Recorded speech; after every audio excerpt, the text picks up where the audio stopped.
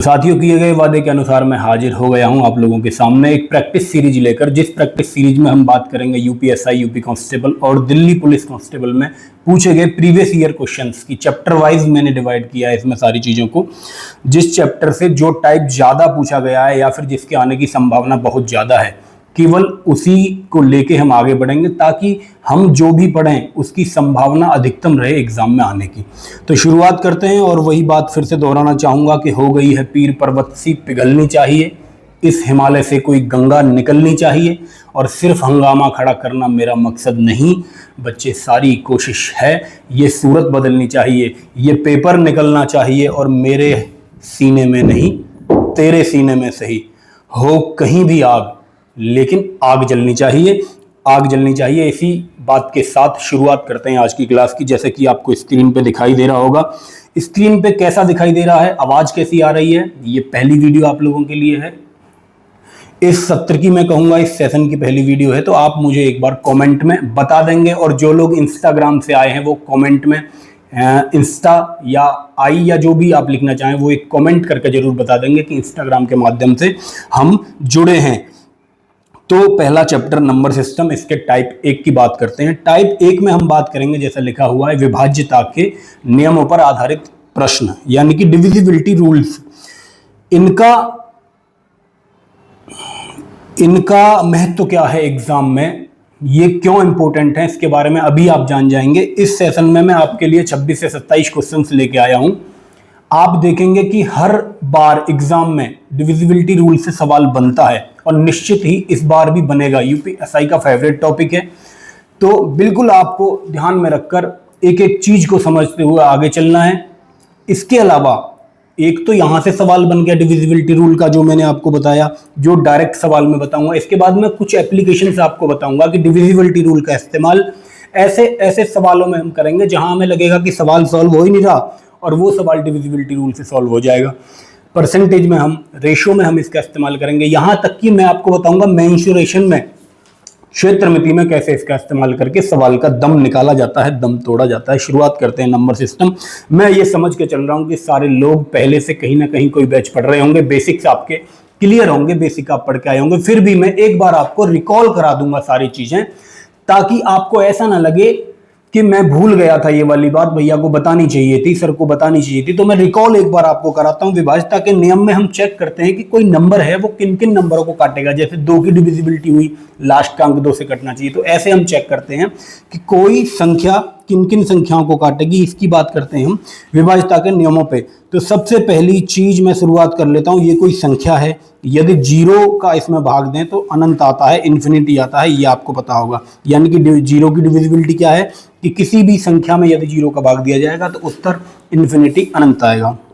दूसरा, इसका उल्टा कर दें, यदि 0 को किसी संख्या से भाग दिया जाए, किसी नंबर से भाग दिया जाए, तो उत्तर क्या आएगा, तो उत्तर हमेशा 0 आएगा। यानी कि 0 सबसे डिविजिबल है। 0 एक ऐसा नंबर है, किसी भी संख्या का यदि आप उसमें भाग देंगे तो ये माना जाएगा कि उसका भाग चला गया है, और उत्तर में 0 ही आपको प्राप्त होगा। ये हुई 0 की डिविजिबिलिटी। इसके बाद मैं बात करता हूँ 1 की डिविजिबिलिटी। आप कहते होंगे ये क्या बेसिक सी बात भैया बता रहे हैं, यहीं से जब सवाल बनेगा तब मैं आपसे बात करूंगा। 1 की डिविजिबिलिटी की में क्या होता है, जब भी 1 का भाग किसी संख्या में देंगे तो आप जानते होंगे वही संख्या हमको मिलती है। बहुत मोटी सी बात आपके सामने यहाँ पे लिखा हुआ है। अब मैं एक आपके दिमाग के साथ खेलने वाला एक नमूना आपके सामने में पेश करता हूँ। आप मुझे एक चीज़ बताइए कि हमारे पास नंबर हैं 0, 1, 2, 3, 4 डॉट डॉट डॉट इन्फिनिटी तक, यानी अनंत तक नंबर है, और इधर -1, -2, -3 डॉट डॉट डॉट इन्फिनिटी तक यहाँ भी नंबर है। जब किसी नंबर को उसी नंबर से भाग दिया जाता है तो आपको पता है कि हमें उत्तर में 1 मिलता है, 1 मिलता है। तो मेरा सवाल आपसे ये है, 0 का भाग यदि 0 में दें तो आंसर आपको क्या मिलेगा, इन्फिनिटी का भाग इन्फिनिटी में दें तो उत्तर क्या मिलेगा, अनंत का भाग अनंत में दें तो आंसर क्या मिलेगा। ये एक गेम आप लोगों के साथ मैंने खेलने की कोशिश की। जब मैंने कहा कि किसी संख्या का उसी संख्या में भाग दिया जाता है तो आंसर 1 आता है, तो मेरा सवाल आपसे ये है कि 0 का भाग 0 में दूं, 0 का भाग 0 में दूं तो आंसर क्या आएगा, और अनंत का भाग अनंत में दे दूं तो आंसर क्या आएगा। आप मुझे बताएंगे, ज़्यादा दिमाग नहीं लगाएंगे क्योंकि एग्जाम से इसका कोई मतलब नहीं है, ये बस आपके सोचने के लिए है। ये 0 और अनंत का जो अंतर है, कहते हैं यही अंतर है मनुष्य और ब्रह्म का। खैर उन बातों को छोड़ते हैं, आगे बढ़ते हैं सवालों की तरफ। सवालों से पहले मैं एक बार आपको और डिविजिबिलिटी रूल रिकॉल करा देता हूं। 0 और 1 की हमने बात करी। 2 की डिविजिबिलिटी क्या है, मैं इसे फैमिली में, परिवार में तोड़ूंगा। जैसे 2 से रिलेटेड जितने नंबर हैं उन्हें एक साथ देखेंगे। अभी मैं बताता हूं आपको, देखिए आप 2 की डिविजिबिलिटी, उसके बाद मैं 4 की डिविजिबिलिटी की बात करूंगा, उसके बाद मैं 8 की डिविजिबिलिटी की बात करूंगा, उसके बाद मैं बात करूंगा आपसे 16 की डिविजिबिलिटी की। इतना एग्जाम के पॉइंट ऑफ व्यू से इंपॉर्टेंट है, इतना जरूरी है। इससे आगे की आपको जरूरत नहीं पड़ेगी। देखो 2 की डिविजिबिलिटी जब भी हम चेक करेंगे तो अंतिम अंक जो भी होगा उसमें 2 का भाग लगाएंगे। यदि वो कट जा रहा है तो डिविजिबिलिटी मानी जाएगी, यानी कि अगर अंतिम अंक 2 से कट गया तो जो संख्या दे रखी है वो 2 से कट जाएगी, और अंतिम अंक यदि 2 से नहीं कटता तो संख्या 2 से नहीं कटेगी। सिंपल सी बात। अब आगे बढ़ेंगे 4 की डिविजिबिलिटी पे देखें तो देखिए 4 की पावर 2 की पावर 2 को 4 लिखा जाता है, तो ऐसे ही आप समझें, पावर से समझ लें या कैसे भी आपकी समझ में आए। अंतिम 2 अंकों को आप इसमें देखेंगे। जब भी 4 की डिविजिबिलिटी चेक करेंगे, अंतिम 2 अंकों में 4 का भाग लगा के देखेंगे। यदि 4 का भाग जाता है तो वो संख्या, पूरी संख्या 4 से डिविजिबल है। 4 का भाग अंतिम 2 अंकों में नहीं जाता तो वो संख्या डिविजिबल नहीं होगी 4 से। आगे 8 की बात करते हैं। 8 का मतलब होता है 2 की पावर 3। तो इसमें क्या होगा, अंतिम 3 अंकों को हम चेक करेंगे। यदि संख्या के अंतिम 3 अंक 8 से डिविजिबल हैं तो संख्या 8 से डिविजिबल होगी, और यदि अंतिम 3 अंक 8 से डिविजिबल नहीं है तो मेरे भाई संख्या भी 8 से डिविजिबल नहीं होगी। मुझे लगता है ये चीज़ आपकी समझ में आई होगी। ऐसे ही 2 की पावर 4 16 बनाता है, तो अंतिम 4 अंक हम चेक कर लेते हैं। हालांकि इसकी ज़रूरत आपको नहीं पड़ेगी पेपर में, एग्जाम में क्वेश्चंस में इसकी ज़रूरत नहीं पड़ेगी, फिर भी आप समझ लें एक बेसिक सा आइडिया। अंतिम 4 अंक यदि 16 से कटते हैं तो संख्या 16 से कटेगी, अन्यथा नहीं कटेगी। ऐसे ही 32 के लिए आपसे कोई कहे कि 32 का क्या है, तो 2 की पावर 5 होता है, तो अंतिम 5 अंक यदि 32 से कटते हैं तो संख्या 32 से कट जाएगी। आगे बढ़ता हूँ। 2 की बात की, 4 की बात की, 8 की बात की। 2, 4 और 8 इन पे आपको विशेष ध्यान देना है। यहाँ आपको ज़रूरत पड़ सकती है, यहाँ आपको ज़रूरत पड़नी ही है। पढ़ सकती है शब्द तो गलत होगा, पढ़नी ही है निश्चित रूप पे। आगे मैं बढ़ता हूँ। इसके बाद मैं ये मान के चल रहा हूँ कि आप सारी चीज़ें नोट कर लेंगे। जो नोट नहीं कर रहे भाई वीडियो को पॉज करके नोट कर लें, क्योंकि ये एक एक बात आपके काम की है, आपके एग्ज़ाम में आपके काम आने वाली है। आगे मैं बात करता हूँ अभी 3 की।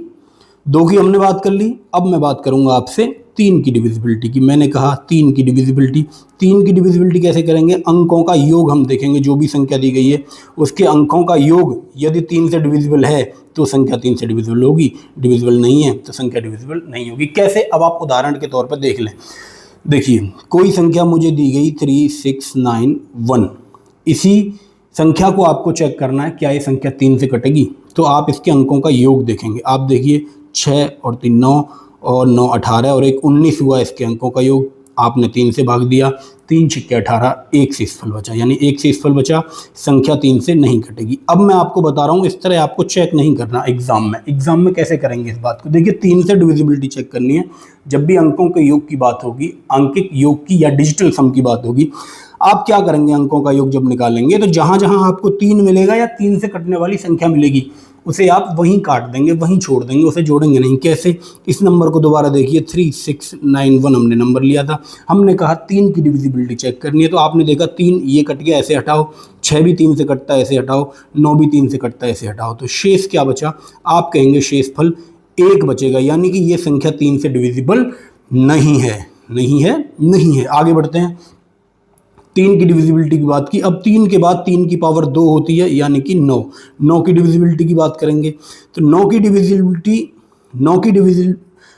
डिविजिबिलिटी भी 3 की डिविजिबिलिटी की हूबहू बिल्कुल कॉपी आप इसे कहते हैं। 9 की डिविजिबिलिटी में क्या करेंगे आप, अंकों का योग जो भी संख्या दे रखी है यदि 9 से कटता है तो भाई साहब दी गई संख्या भी 9 से कटेगी, और यदि अंकों का योग नहीं कटता तो दी गई संख्या 9 से नहीं कटेगी। एग्जाम्पल के तौर पर ये जो क्वेश्चन लिखा हुआ है इसे आप थोड़ी देर के लिए भूल जाएंगे, इस वाली चीज़ को, अभी इस पे आएंगे हम।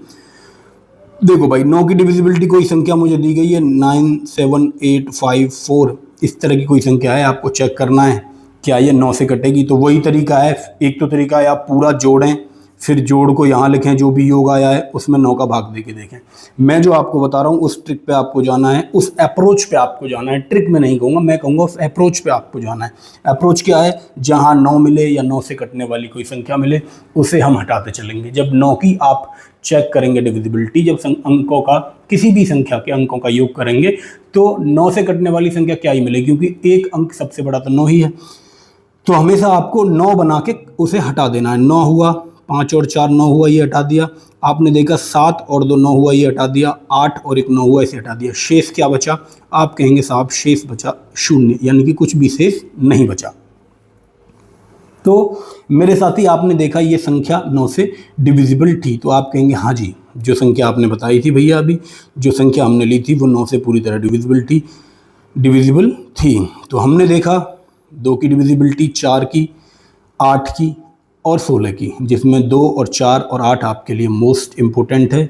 आगे हमने बात की 3 और 9 की डिविजिबिलिटी की, तो ये भी आपके लिए मोस्ट इम्पोर्टेंट है। अब आप कहेंगे 3 के लिए भैया आपने चेक किया कि अंकों का योग ले लेते हैं, 3 की पावर 2, आपने 9 के लिए कहा कि अंकों का योग ले लेते हैं, तो क्या 3 की पावर 3 के लिए ये बात अप्लाई होगी? तो 3 की पावर 3 होता है 27, तो जी हाँ बिल्कुल 3 की पावर 3 के लिए भी ये बात एप्लीकेबल होगी। आप जब देखेंगे संख्या के, इसमें डिजिट सम आप नहीं देख पाएंगे, आप संख्या के जो भी संख्या दी गई है उसके अंकों का योग करेंगे, अंकों का योग 9 आ रहा होगा, तो यहाँ आप थोड़े कंफ्यूज हो सकते हैं। जैसे 54 एक संख्या है, 27 से कटेगी कि नहीं आपको चेक करना है, तो 5 और 4 जब आप जोड़ेंगे 9 आएगा, यानी कि 9 का कोई भी मल्टीपल नंबर होगा, जब भी उसके डिजिट सम आप निकालेंगे, उसके अंकों का योग निकालेंगे, उसका अंकीय योग निकालेंगे, तो वो हमेशा 9 से कट रहा होगा। अब मैं थोड़ा सा डिजिट सम की बात कर लेता हूँ, या डिजिटल सम होता क्या है, जिसकी मैंने बार बार आपसे चर्चा कर रहा हूँ। डिजिटल सम, अब आप सोच रहे होंगे भैया ये डिजिटल सम होता क्या है? ये कुछ भी नहीं है, बहुत बेसिक सी बात है। आप देखिए कोई भी नंबर मुझे दिया 2 4 6 इस तरह का नंबर है, अब मैं आपसे कह रहा हूँ इसका डिजिट सम निकालिए, यानी अंकीय योग निकालिए, तो कुछ नहीं करना, जो भी संख्या है उसके अंकों को जोड़ देना। जैसे इसका डिजिटल सम 6 4 10 और 2 12, कहीं कहीं ऑप्शन में 12 भी होगा, लेकिन जो वाकई डिजिटल सम होता है वो 1 से लेकर 9 के बीच में कोई संख्या आती है, 1 से लेकर 9 के बीच में कोई संख्या आएगी तभी वो डिजिटल सम कहा जाएगा। तो भाई ये तो 12 आ गया, जब भी 2 अंकों की संख्या आएगी उसे हम फिर से जोड़ेंगे, 2 और 1 3, यानी कि इसका डिजिटल सम बन रहा होगा 3, इसे कहते हैं डिजिटल सम। बहुत छोटी सी बात है। वहीं कोई क्वेश्चन है, वहीं कोई मान लीजिए एग्जांपल मैं ले लेता हूँ 24 का डिजिटल सम आप कहेंगे 6 होगा। मैंने वहीं कोई मान लीजिए ये एक नंबर मैंने लिया, आपसे पूछा डिजिटल सम इसका क्या होगा, तो इसका डिजिटल सम यानी कि अंकिक योग या अंकीय योग, देखिए 8 4 12 ऐसे भी जोड़ सकते हैं, 8 4 12 हुआ, 2 1 3, यानी यहाँ तक डिजिटल सम 3 हुआ। अब आगे देखिए 9 और 7 होते हैं 16, 6 और 1 इसका 7, अब ये 16 का 7 कर दिया, अब ये बचे लास्ट में 7 और 3 इसका हुआ 10, 10 को फिर 2 अंकों में आ गया, फिर जोड़ेंगे तो इसका डिजिटल सम 1 आ गया। ये है डिजिटल सम का यानी कि अंकीय योग का कंसेप्ट। मुझे लगता है ये आपकी समझ में आया होगा। इस नंबर को जो लास्ट में मैंने नंबर आपके सामने लिया है 4897, इसका डिजिटल सम, इन्हें आप सारे नंबर्स को जोड़ें, जोड़ने के बाद जो लास्ट में आएगा वो भी 1 ही आएगा। तो मैंने क्या तरीका आपको बताया, आपको टुकड़ों में तोड़कर जब सॉल्व करना है क्वेश्चन को। आगे बढ़ लेते हैं, ये मैं मिटा देता हूँ। अब मैं आपके सामने डिजिटल सम का कॉन्सेप्ट, मैं आशा कर रहा हूँ कि आप लोग समझ गए होंगे, जितना एग्ज़ाम के पॉइंट ऑफ व्यू से ज़रूरी है ये कॉन्सेप्ट उतना आपकी समझ में आ गया होगा। हमने बात की 0 की डिविजिबिलिटी की, हमने बात की 1 की डिविजिबिलिटी की, हमने बात की 2 की डिविजिबिलिटी की, हमने की 3 की डिविजिबिलिटी की बात, हमने इसके बाद 4 की डिविजिबिलिटी की बात कर ली, हमने 5 की नहीं की, अभी 6 की चर्चा हमने की नहीं की, 7 की चर्चा नहीं की, 8 की चर्चा हम कर चुके, 9 की चर्चा हम कर चुके। इतनी चर्चा हम कर चुके हैं और मुझे लगता है इतनी आपको याद हो गया होगा मेरे बताते ही। इसमें जो 2 की फैमिली है 2 4 8, इनका आपको पता है लास्ट के अंक देखने हैं, कितने अंक देखने हैं वो 2 की पावर पे डिपेंड करेगा। 2 के लिए 1 अंक देखेंगे लास्ट का, 4 के लिए 2 अंक, 8 के लिए 3 अंक और 16 के लिए 4 अंक आप देख रहे होंगे। उसके बाद हमने 3 की फैमिली की बात की, 3 और 9 पे हमने विशेष चर्चा की। इसमें आपने कहा कि जो भी संख्या दी गई है उसके अंकों का योग आप देखेंगे, अंकों का योग यदि कट रहा है दी गई संख्या से, तो वो संख्या दी गई संख्या से 3 से अंकों का योग कटता है तो 3 से कटेगी, 9 से अंकों का योग कटता है तो 9 से कटेगी ही। और आपको पता होना चाहिए 9 अपने आप में 3 गुणा 3 होता है, यानी कि जो संख्या 9 से कट रही होगी वो 3 से भी कट रही होगी। ये बहुत बेसिक सी बात मैं आपको बता रहा हूँ, क्योंकि अब मैं सवालों पे आऊँगा और जब सवाल धड़ाधड़ हम खत्म कर रहे होंगे तब आप कहेंगे भैया आपने बेसिक बात तो बताई नहीं, हमारी तो समझ में नहीं आया। इसलिए मैं चाह रहा हूँ कि आपकी समझ में बेसिक चीज़ें आ जाएं। अब मैं आगे बढ़ता हूँ। अब चलते हैं 5 की फैमिली पे। हमने कहा एक नंबर 5 से कब कटेगा। जो 2 के लिए डिविजिबिलिटी रूल है, सेम डिविजिबिलिटी रूल 5 के लिए भी है। आपको याद रखने में आसानी होगी। अंतिम अंक को केवल आप देखेंगे, अंतिम अंक यदि 5 से कट रहा है तो संख्या 5 से कटेगी, यदि नहीं कट रहा तो संख्या 5 से नहीं कटेगी। अंतिम अंक क्या होगा, मैं कहता हूं कि जब भी कोई संख्या 5 से कटेगी उसका अंक, अंतिम अंक या तो 0 होगा या 1 आ रहा होगा। बस आपको इतना चेक करना। 0 1 ना भी याद रहे तो आप देखेंगे 5 का पहाड़ा पढ़ेंगे, 5 एकम 5, 5 दूनी 10, 5 ते 15, 5 छः 20, या तो 5 आ रहा है या अंत में 0 आ रहा है। आगे बढ़ते हैं 5 की फैमिली में आगे बढ़ते हैं तो 5 का ही दूसरा दोगुना करने पे एक नंबर हमें मिलता है 10। तो अंतिम अंक हमेशा आपको पता ही है 0 रहेगा, वो संख्या 10 से कट रही होगी। 10 की डिविजिबिलिटी के बारे में एक चीज़ और आपको मैं बताना चाहता हूँ। इसमें शेषफल प्रमेय से क्वेश्चन बनता है, डिविजिबिलिटी से क्वेश्चन नहीं बनता। क्वेश्चन कैसे बनता है समझें आप। इसमें आपसे पूछ लेगा, एक संख्या दे देगा, कहेगा इसे 10 से भाग दें तो उत्तर क्या मिलेगा। असल में इकाई का अंक जो भी होता है शेषफल होता है। जब भी 10 से चेक करवाए तो शेषफल हमेशा इकाई का अंक होता है। ये आप नोट कर लेंगे अपने नोट्स में। जैसे 11, 12, 13, 14, 15 किसी भी संख्या में आप 10 से भाग दें तो जो इकाई का अंक है वही उसका शेषफल आपको मिल रहा होगा। आगे बढ़ते हैं भाई। ये तो हो गए इजी जो आपको इजी लगते हैं और मुझे लगता है आपको याद भी होंगे ये सारे। अब बात करते हैं 6 के लिए।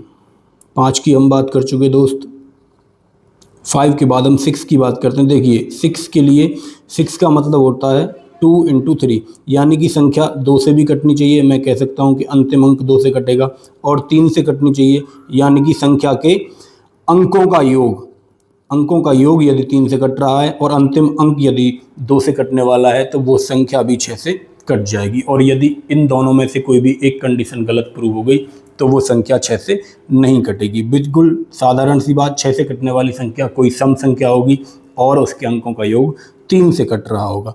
आगे बढ़ते हैं। 6 की बात करने के बाद अब हम आते हैं 7 पे। आप सबके फेवरेट 7 की बात करते हैं। देखिए 7 का डिविजिबिलिटी रूल बताऊंगा मैं आपको, 7, 11 और 13 का एक कंबाइंड भी बताऊंगा। 7 का डिविजिबिलिटी रूल क्या है मेरे भाई, जो भी संख्या दी गई है, एग्जाम्पल से आप समझें, जैसे मुझे संख्या दी गई 7, 3, 7, 8, आपको क्या करना है, इसका आखिरी अंक लेना है, इसका दोगुना करना है, 16 हुआ, और बची हुई संख्या में से उस दोगुने को घटा देना है। आप घटाएंगे, 7 में से 6 गया तो 1, 3 में से 1 गया तो 2, और यहाँ बचा 7।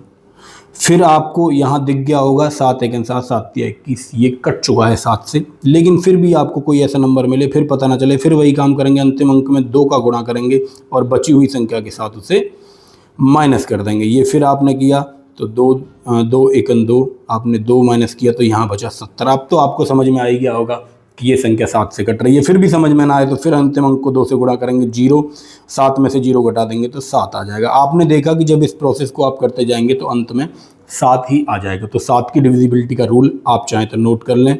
संख्या के अंतिम अंक का दोगुना करके बची हुई संख्या में से घटा देंगे, और यही प्रोसेस रिपीट करते रहेंगे जब तक 2 डिजिट की या 3 डिजिट की संख्या ना मिल जाए, जिसमें आपको देखते ही पता चल जाए 7 का भाग जा रहा है कि नहीं।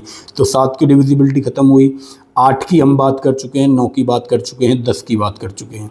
आगे बढ़ते हैं 11, सबसे मोस्ट इंपॉर्टेंट, सबसे ज़्यादा सवाल 11 पे डायरेक्ट बनते हैं। इसके अलावा मेंशुरेशन में भी ये काम आता है। कैसे काम आता है, सवालों के माध्यम से मैं आपको बताऊंगा। थोड़ी सी वीडियो लंबी हो सकती है क्योंकि मैंने जो अप्रोच अपनाया है वो ये है कि एक बार मैं रिकॉल कराऊं सारे बेसिक्स आपको, जो पढ़ने वाले हैं। देखो रील का ज़माना है, इतनी रील्स देख देख के आप लोगों का जो धैर्य है वो ख़त्म हो रहा है। आपको चाहिए कि 15 सेकंड में, 30 सेकंड में, 90 सेकंड में बात ख़त्म हो जाए। लेकिन मेरे भाई बात नहीं बनेगी। कोई चीज़ सीखनी है तो 90 सेकंड में बात नहीं बनेगी। आपको कोशिश करनी है, आपको सेटिंग अपनी बढ़ानी है। एक बार में आपको चीज़ों को क्लियर करते हुए आगे बढ़ना है।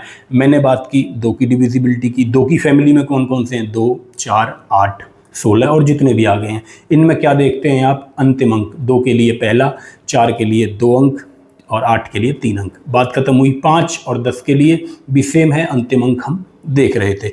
2 की, 5 की, 8 की बात की। इसके अलावा 3 और 9 के लिए मैंने आपको बताया कि अंकों का योग आप देख लेंगे। आगे बढ़ता हूँ, 11 की डिविजिबिलिटी, इसे भी एग्जाम्पल से आप समझने की कोशिश करेंगे।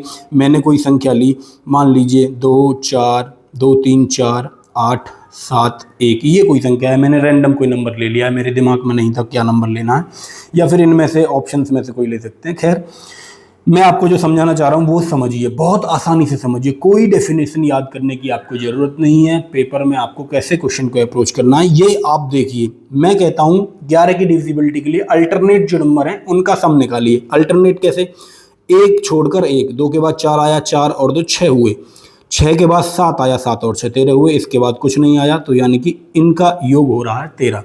2 4 7 अल्टरनेट नंबर का योग 13। अब जो बचे हुए अल्टरनेट हैं आपने लिए 3 8 और 1, कितना योग हुआ भाई, 8 और 1 9 और 3, इसका योग हुआ 12। अब आपको इसका अंतर लेना है। यदि ये अंतर 11 से कटता है तो ये संख्या भी 11 से कटेगी, और यदि अंतर 11 से नहीं कटता तो संख्या भी 11 से नहीं कटेगी मेरे भाई। तो आपको याद रखना है ये अंतर हमेशा कितना आएगा 11 से कटने के लिए, अंतर या तो 0 आ रहा होगा, या 11 आ रहा होगा, या 22 हो रहा होगा, डॉट डॉट डॉट, कोई भी नंबर जो 11 से कट रहा हो ऐसा आ रहा होगा। बात खत्म हुई।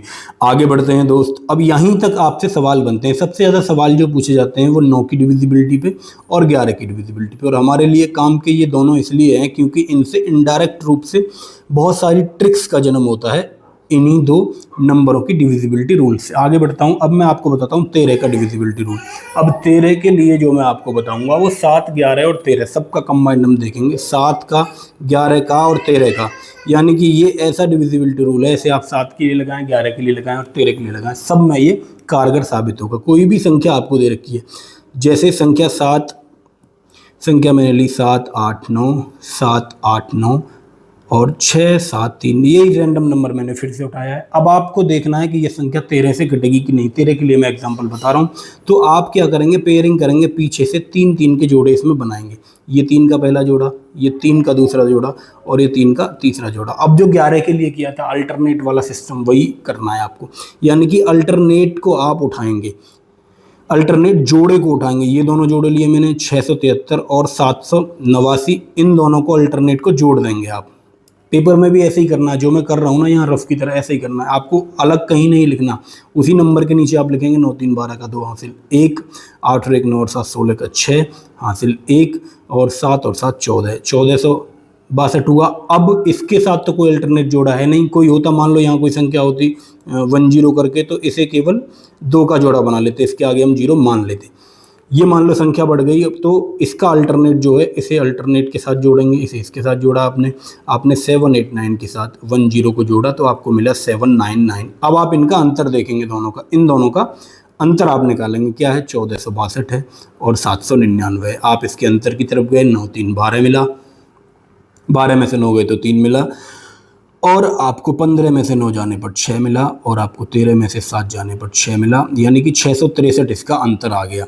तो मैं क्या कह रहा हूँ, जो अंतर आया है यदि वो अंतर 13 से कट रहा है तो संख्या भी 13 से कटेगी, यदि वो अंतर 13 से नहीं कटता तो संख्या 13 से नहीं कटेगी। इसी अंतर पे आपको जाना है। जब बड़ा नंबर होगा तो 3 3 के पेयर बनाएंगे।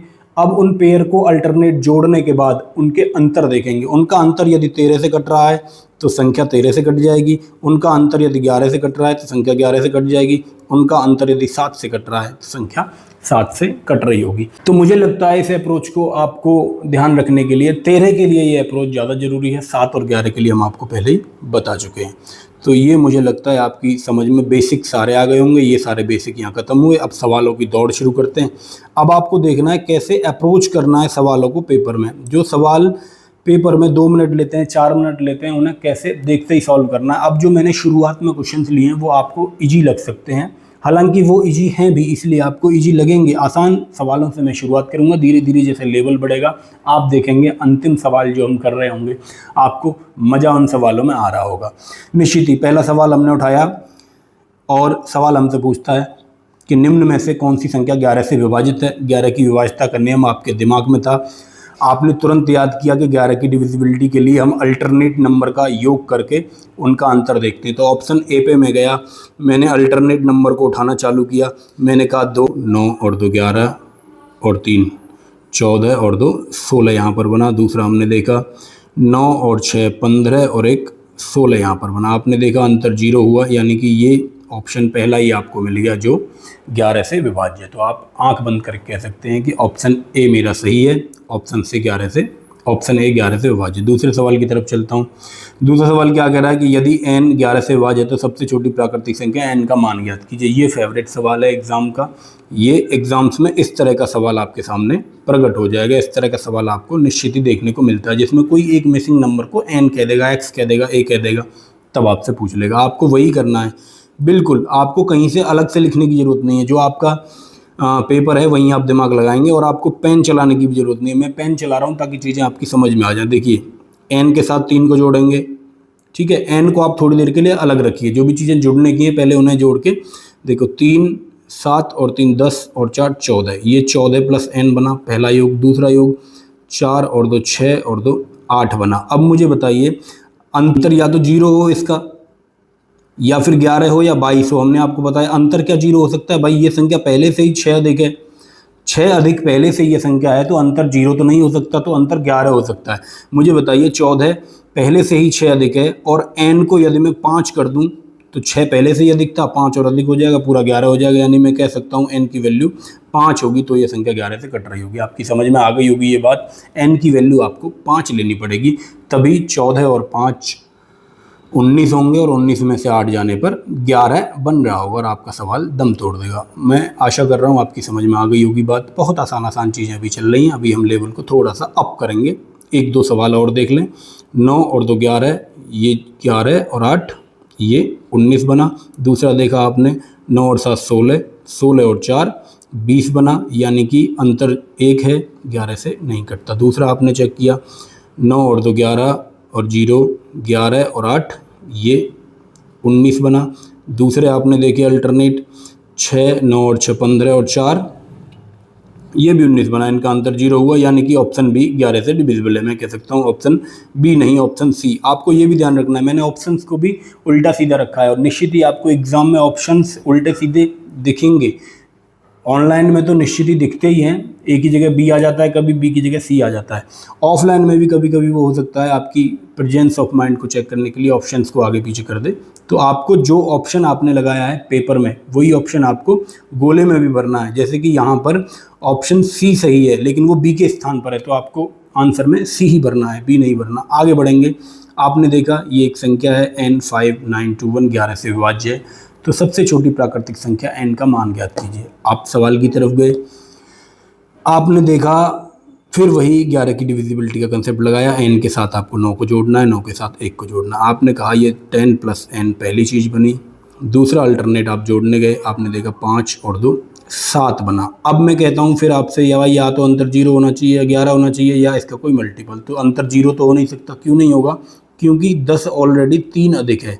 तो मैं कहता हूँ अंतर को 11 बना लेता हूँ। भाई 3 का अंतर पहले से ही है, 11 का अंतर बनाना है, तो मैं कहता हूँ कि n को 8 यदि मैं मान लूँ तो 11 का अंतर आ जाएगा। तो n की वैल्यू 8, यानी कि ऑप्शन डी इस सवाल का सही जवाब आ रहा होगा। बहुत ज़्यादा आपको इस चीज़ पे नहीं जाना, सबसे छोटी प्राकृतिक संख्या और इन सब चीज़ों पे, क्योंकि जब कभी ऐसा मामला फंसेगा जब 2 ऑप्शन रखने पर चीज़ें ठीक आ रही होगी, उत्तर सही आ रहा होगा, जब वो ऐसा सवाल बनेगा उस पर भी मैं चर्चा करूँगा आगे। तो मुझे लगता है ये बात आपकी समझ में आई होगी। ऑप्शन डी इस सवाल का जवाब। अगले सवाल पे चलते हैं। फिर वही बेसिक सा सवाल, 1-2 सवाल और बेसिक है, अभी हम एडवांस की तरफ मूव करने वाले हैं। 9 और 2 11 और 1 12 और 0 ये 12 आया। आगे हम बढ़े, 9 और 6 15 और 8, 15 और 8 का अंतर आप मुझे कहेंगे भैया 15 और 8 होते हैं 23। तो यानी कि आपने अंतर देखा, अंतर 11 आ गया, यानी कि ऑप्शन ए ही 11 से पूरी तरह डिविजिबल है। कोई ऑप्शन कोई कैलकुलेशन में माइनर मिस्टेक हुआ हो तो आप उस पर ज़्यादा ध्यान नहीं देंगे, क्योंकि बहुत प्रैक्टिस मैंने नहीं की है। मैं बिल्कुल ईमानदारी के साथ आपको बता रहा हूँ, क्योंकि जो चीज़ें कॉन्सेप्ट समझाने के हैं उन्हें लेकर मैं आगे बढ़ रहा हूँ। अगला सवाल आपने देखा कौन सी संख्या 11 से विभाज्य आपसे पूछ रहा है। आपने देखा 5 1 6 और 6 ये 12 बना। दूसरा आपने देखा 4 और 2 6, इनका अंतर 6 हुआ, 11 से नहीं कटता, संख्या नहीं कटेगी। आगे मैं बढ़ा दूसरे ऑप्शन पे, मैंने देखा 6 और 1 7 4, 11 बना, ये 5 और 2 7 बना, नहीं कटता अंतर 5, तो संख्या 11 से नहीं कटेगी। आगे मैं बढ़ा, मैंने देखा 5 और 1 6, 6 0, ये 6 बना, और ये 4 और 2 6 बना। आपने देखा दोनों 6 6 हो गए, अंतर 0 हो गया, यानी कि ऑप्शन सी इस सवाल का सही जवाब है। ऑप्शन डी, फिर वही बात, ऑप्शन डी यदि यहाँ लिखा हुआ है तो गोले में आंसर सीट में OMR पे आपको डी भरना है। आगे बढ़ेंगे, निम्नलिखित विकल्पों में से कौन सा 6 से विभाज्य। अब 6 की बात आई, अब आप थोड़ा सा दिमाग खोलेंगे, थोड़ा कॉन्सेप्ट बदला, सवाल बदला। 6 का मतलब होता है 2 गुणा 3, 2 और 3 पे डायरेक्ट सवाल नहीं बनेगा। जब भी 2 और 3 पे उसे सवाल बनाना होगा, वो 6 की बात कर देगा, वो 12 की बात कर देगा, वो 24 की बात कर देगा। आगे बढ़ेंगे, 2 और 3 का मैंने बताया तो दोनों कंडीशन सेटिस्फाई करेगा, यानी 2 से कटेगा, यानी कि संख्या को सम होना चाहिए। तो आपने देखा ऑप्शन सी नहीं हो सकता, ऑप्शन डी नहीं हो सकता, यानी कि 2 ऑप्शन आपने देखते ही ख़त्म कर दिए। अब मुझे केवल 2 ऑप्शन पे खेलना है। ये दोनों ऑप्शन 2 से कटते हैं, ए भी कटता है और बी भी 2 से कटता है। अब आपने 2 के लिए चेक कर चुके हैं, अब आप 3 के लिए चेक करना चालू करेंगे। 3 के लिए क्या चेक करेंगे, संख्या के अंकों का योगफल 3 से कटना चाहिए। और शॉर्टकट मैंने आपको क्या बताया था, आप कुछ नहीं करेंगे, केवल जहां 3 से कटने वाली चीज़ मिल रही है उसे हटाते चलेंगे। ये इतनी चीज़ आपने हटा दी, 4 और 2 6 हटा दी, यहाँ 1 शेषफल बचा, ये भी 3 से नहीं कटता, यानी कि अब मैं बिना चेक किए कह सकता हूँ ऑप्शन बी इस सवाल का सही जवाब होगा। आप गौर से देखिए, ऑप्शन बी सवाल का सही जवाब है। आपको देख के लग रहा होगा कि सी मुझे लगाना चाहिए, लेकिन नहीं, अगर बी लिखा हुआ है तो OMR में बी आप टिक करेंगे, बी आप भरेंगे। अगला सवाल आपसे पूछ लेगा संख्या 12 से कौन सी संख्या पूर्णतः विभाजित है। फिर वही बात, 12 अपने आप में 4 और 3 से बनता है, तो 4 और 3 के लिए आप चेक करेंगे, वही आपका जवाब होगा। जो 4 से भी कट रहा होगा, 3 से भी कट रहा होगा। पिछले सवाल में आपने देखा कि हमने 2 ऑप्शन एलिमिनेट कर दिए थे 2 की वजह से, लेकिन यहाँ क्या आप कर पाएंगे, देखिए 2 से तो सारे ही कटते हैं, तो अब 4 के लिए आपको चेक करना पड़ेगा। आपने देखा 44 4 से कटता है, संख्या 4 से कटती है। 56 4 से कटता है, हाँ जी कटता है, संख्या 4 से कटेगी। 76 कटता है, आप कहेंगे हाँ जी 76 भी कटता है। 4 1 4 4 9 36। अब आपने देखा 28 भी 4 से कटता है, यानी 4 के लिए आप चेक कर चुके, लेकिन 4 ऑप्शन ही सही लग रहे हैं 4 के देखने से। अब आप 3 पे आएंगे, मैंने 3 का तरीका जो आपको बताएं वही अप्लाई करेंगे। देखिए 4 और 1 5, 7 5 12, ये 3 से कटा, ये 3 से नहीं कटा। अब आप आगे बढ़े, 8 और 2 10 और 8 18, इतना 3 से कट गया, ये 3 से कट गया, 5 बच गया, ये 3 से नहीं कटता। आगे आप बढ़े, 6 कटता है 3 से, 9 कटता है, 3 कटता है, 7 और 4 11, ये 3 से नहीं कटता। तो आप कह सकते हैं ऑप्शन डी ही एक ऐसा ऑप्शन है जो इस सवाल का जवाब है, यानी 3 से यही कटता है। देख भी लेते हैं, 7 5 12 3 से कटा, 8 2 10 2 12, ये भी 3 से कटा, यानी कि संख्या 3 से पूरी तरह कट रही है। 4 से पहले हम चेक कर ही चुके थे, तो हम कह सकते हैं 4 और 3 से जो संख्या कट रही है वो 12 से भी कट रही होगी। अगला सवाल सेम इसी कंसेप्ट को लेते हुए, निम्नलिखित संख्याओं में से कौन सा 12 से विभाज्य। फिर आपके सामने 12 आया, 12 देखते ही आपने कहा पहले 4 से कटना पड़ेगा, फिर 3 से कटना पड़ेगा। आपने देखा ऑप्शन ए जो कि एक विषम संख्या है, तो निश्चित ही 4 से नहीं कटेगी। आगे आप बढ़े, 28 4 से कटता है, 62 के लिए आपने चेक किया, 4 1 4 22 बचा, ये 4 से नहीं कटता, ये ऑप्शन भी गलत हुआ।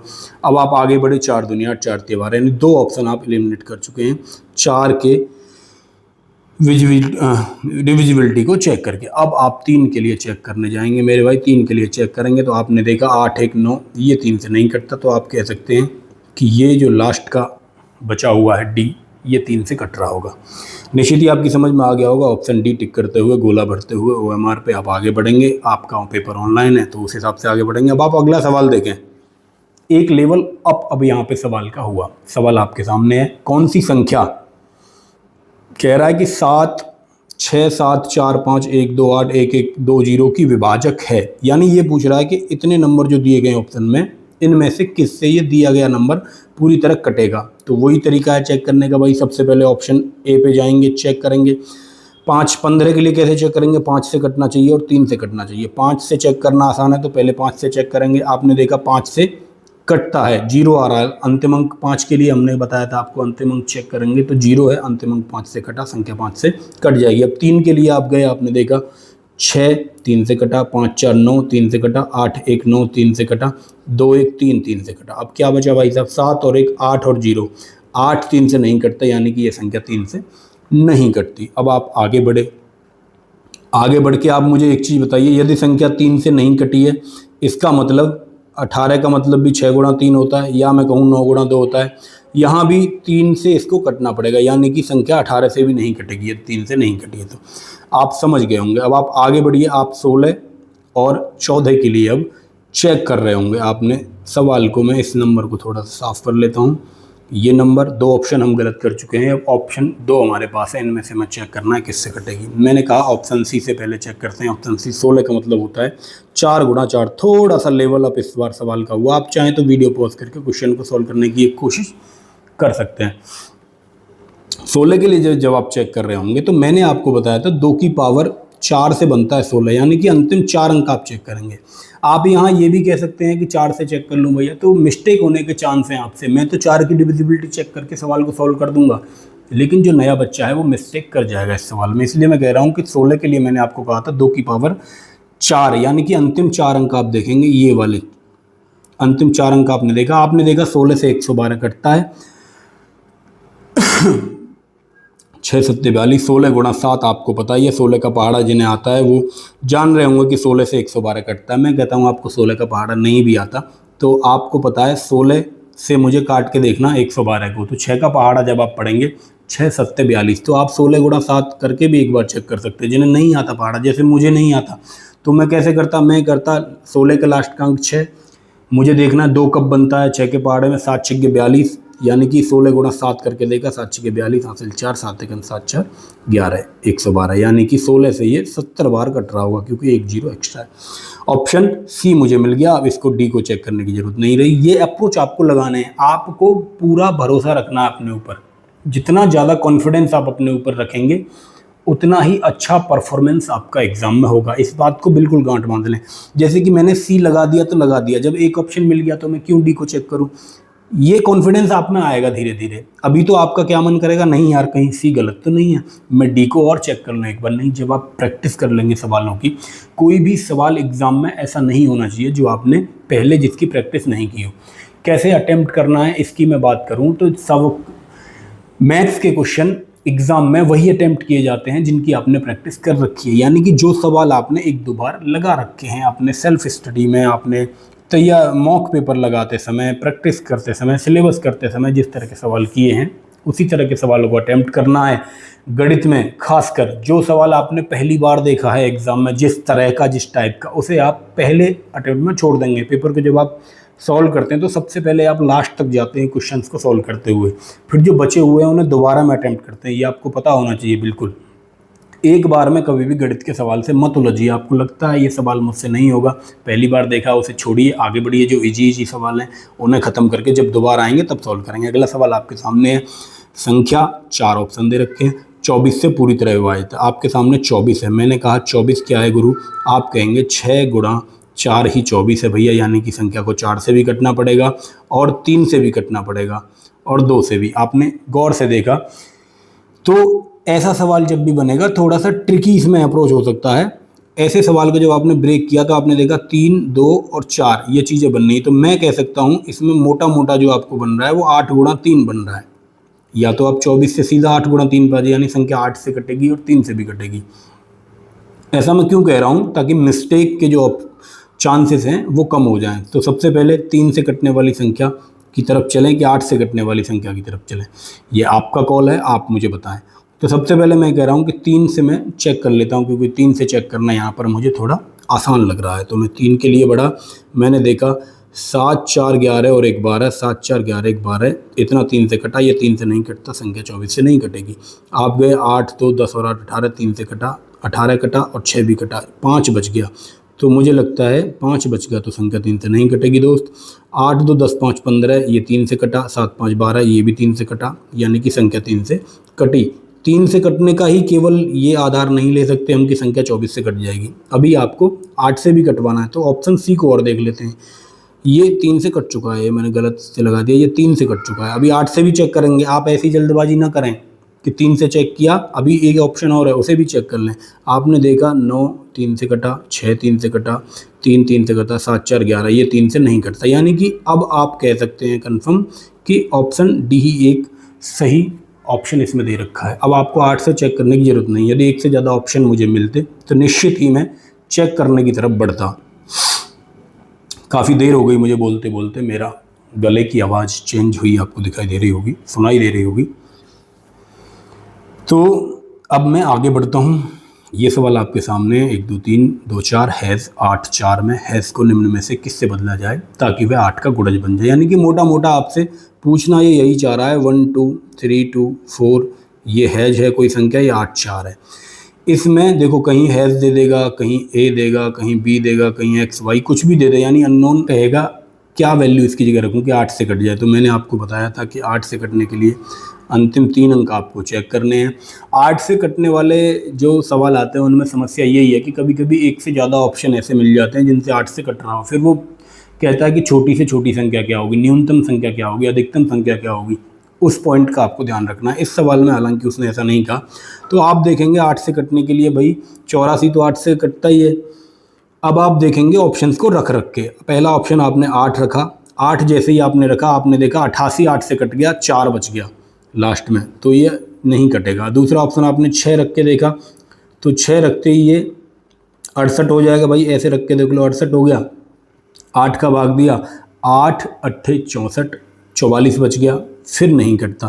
फिर आपने 9 रख के देखा, 9 जैसे ही आपने रखा आपको पता है ये 98 बना। आपको बहुत सारी कैलकुलेशन दिमाग में करनी है, हर चीज़ को पेपर पे लिखने की ज़रूरत नहीं है। मैं तो हमेशा कहता हूँ जब आप नोट्स बनाएंगे तो ऐसे बनाएंगे कि कोई अनजान व्यक्ति आकर आपके नोट्स पढ़े, तब भी एक एक चीज़ आपकी समझ में आ जाए। और जब आप सॉल्व करेंगे ना पेपर, तो ऐसे सॉल्व करेंगे कि कोई एक्सपर्ट भी यदि आपका सॉल्यूशन देख रहा हो वो भी पूछ ले, यार बता दे भाई कैसे किया तूने, ये इतनी जल्दी कैसे किया तूने, कैसे कैलकुलेशन की। यानी कि एग्ज़ाम का क्वेश्चन जब सॉल्व करना हो तो ऐसी अप्रोच कि सारी कैलकुलेशन दिमाग में, पेन चले ही ना, एक्सपर्ट भी चकमा खा जाए। और नोट्स ऐसे बनने चाहिए कि अननोन व्यक्ति भी पढ़ के समझ जाए, सीख जाए। तो 9 के लिए आपने चेक करा, आपने 8 का भाग दिया, 8 एकन 8, 1 बचा 18, 8 दूनी 16, 2 बचे 24, 8 दिया 24, यानी कि 9 रखने पर ये संख्या 984 9 से पूरी तरह 8 से पूरी तरह कट रही थी। तो मैं कह सकता हूँ 9 इस सवाल का सही जवाब होगा।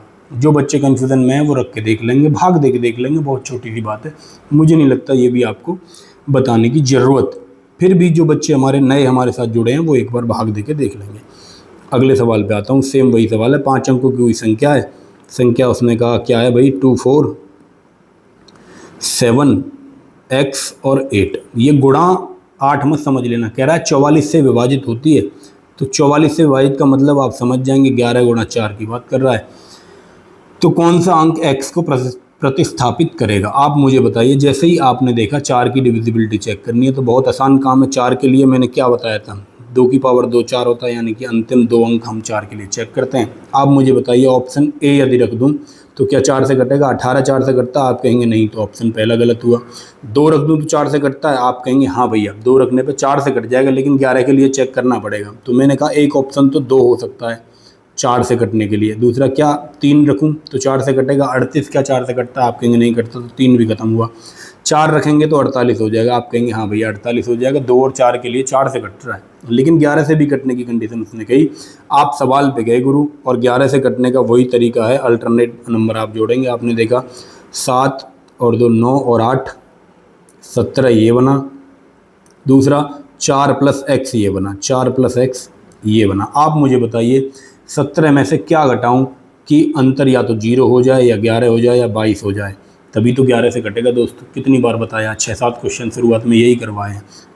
तो आप कहेंगे गुरुजी 0 तो अंतर हो नहीं सकता, क्योंकि 17 काफ़ी ज़्यादा भी है। और आप मुझे बताएं ज़्यादा से ज़्यादा x की वैल्यू जो है, अधिकतम वैल्यू x की एक डिजिट की 9 ही तो हो सकती है, 9 और 4 तो 13 ही होते हैं।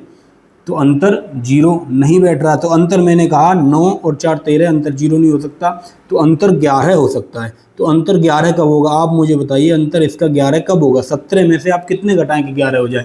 आपने कहा कि 17 में से गुरुदेव 11 बनाने के लिए आपको 6 घटाना पड़ेगा। मैं क्या कह रहा हूँ कि x को यदि अंतर आपको 11 करना है तो 17 में से 6 घटा दें तो 11 हो जाएगा, यानी कि इस वाली चीज़ को 6 होना पड़ेगा, यानी कि 4 + x यदि 6 होगा तभी इनका अंतर 11 होगा। तो मैं कह सकता हूँ x की वैल्यू 2 होगी, तभी ये 6 होगा, 4 और 2 6 हो जाएगा।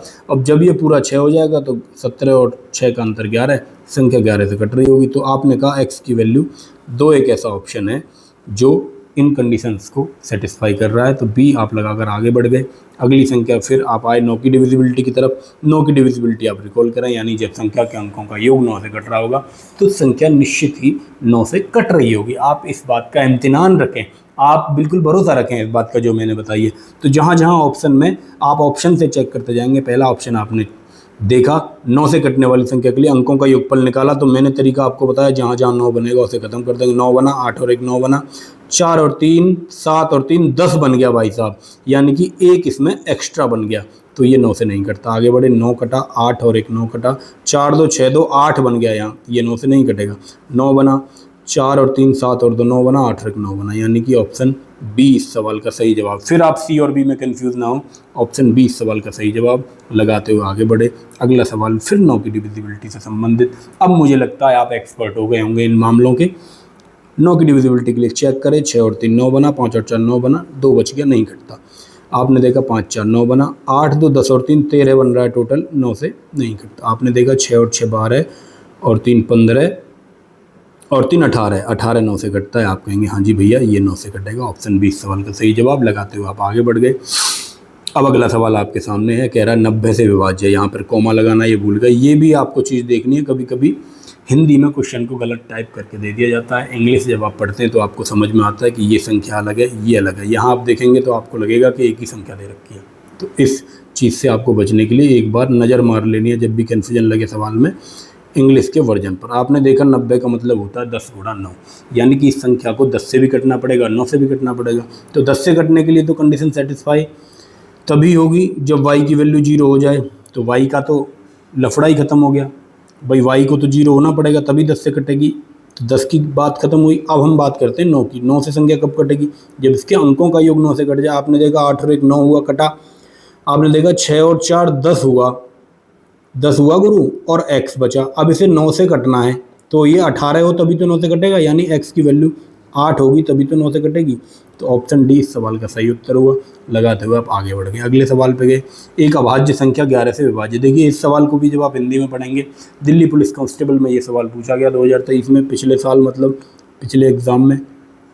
इस सवाल को जब आप पढ़ रहे होंगे तो आपको लगेगा कि जो दी गई संख्या है ना, दी गई संख्या है वो एक अभाज्य संख्या है और 11 से विभाज्य है कि नहीं आपको चेक करना है, y का मान बताना है। लेकिन जब आप इस सवाल को इंग्लिश में पढ़ेंगे तो आपको शायद समझ में थोड़ा ज़्यादा क्लियर आएगा, क्योंकि ये अभाज्य संख्या 11 के लिए लिख रहा है, जो कि सवाल में पढ़ने पर बहुत ज़्यादा क्लियर नहीं हो रही चीज़। क्योंकि भाई साहब जिस सवाल के जिस नंबर के लास्ट में 8 आ रहा हो वो अभाज्य हो ही नहीं सकता। खैर उस चीज़ को छोड़िए, आपने 11 की डिविजिबिलिटी इसमें चेक करनी है। आपके सामने ये नंबर लिखा हुआ है 483Y718। 11 की डिविजिबिलिटी के लिए मैं आपको बता ही चुका हूँ। 4 और 3 7 और 7 14 और 8 आपने देखा, 14 और 8 हुए गुरुजी 22। आपने यहाँ देखा 8Y और 1, 8 और 1 9, तो मैं कह सकता हूँ 9 + y ये बना। अब 11 से कटने के लिए इनके अंतर को या तो 0 होना है या 11 होना है या कोई मल्टीपल होना है। आप मुझे बताइए क्या अंतर गुरुदेव, आप मुझे बताइए क्या इनका अंतर 0 हो सकता है? तो आप कहेंगे भाई साहब y की वैल्यू अधिकतम 9 हो सकती है और 9 9 जोड़ने के बाद 18 तक बात पहुँच रही है, 22 तक तो नहीं पहुँच रही, तो अंतर 0 तो नहीं हो सकता। अंतर को 11 बनाते हैं। जब अंतर 11 हमें करना हो तो आप कहेंगे 9 और y यदि 11 हो जाए तभी तो अंतर 11 होगा, यानी 22 में से 11 घट के ही तो 11 होगा भाई साहब। तो 9 और y को 11 करने के लिए आप कहेंगे श्रीमान सर जी, भैया जी, इसे 11 बनाने के लिए पूरे को y 9 में आपको 2 जोड़ना पड़ेगा, यानी कि y की वैल्यू आप 2 रखेंगे तो ये 11 हो जाएगा। 22 में से 11 घट के अंतर 11 बन जाएगा, संख्या कट जाएगी 11 से। तो y की वैल्यू कितनी आई? आपने कहा y की वैल्यू 2 लगाते हुए आप आगे बढ़ गए। अगला सवाल, इस सवाल में आपको वाकई मज़ा आएगा। अब मैं आपको लेके चल रहा हूँ उन सवालों की तरफ जो थोड़े मॉडरेट हैं, या कहा जा सकता है एग्ज़ाम में अचानक से आ जाएं तो आपके पसीने छूट सकते हैं, आपकी जो सांसें हैं वो चढ़ सकती हैं। तो ऐसे सवालों को आप एग्ज़ाम में कैसे करेंगे? वीडियो पॉज करके आप एक बार ट्राई कर सकते हैं इस क्वेश्चन को सॉल्व करने के लिए। ये मैंने इंस्टाग्राम पे स्टोरी में भी लगाया था, शायद आप लोगों में से कुछ ने जवाब भेजा, कोई 2 भेज रहा है, कोई 4 भेज रहा है, कोई 8, कोई 6, सब ने तुक्के मारे हैं इस सवाल में। इस सवाल को सॉल्व करना कैसे ये आप देखें, कई तरीके हैं, एक फार्मूला भी है।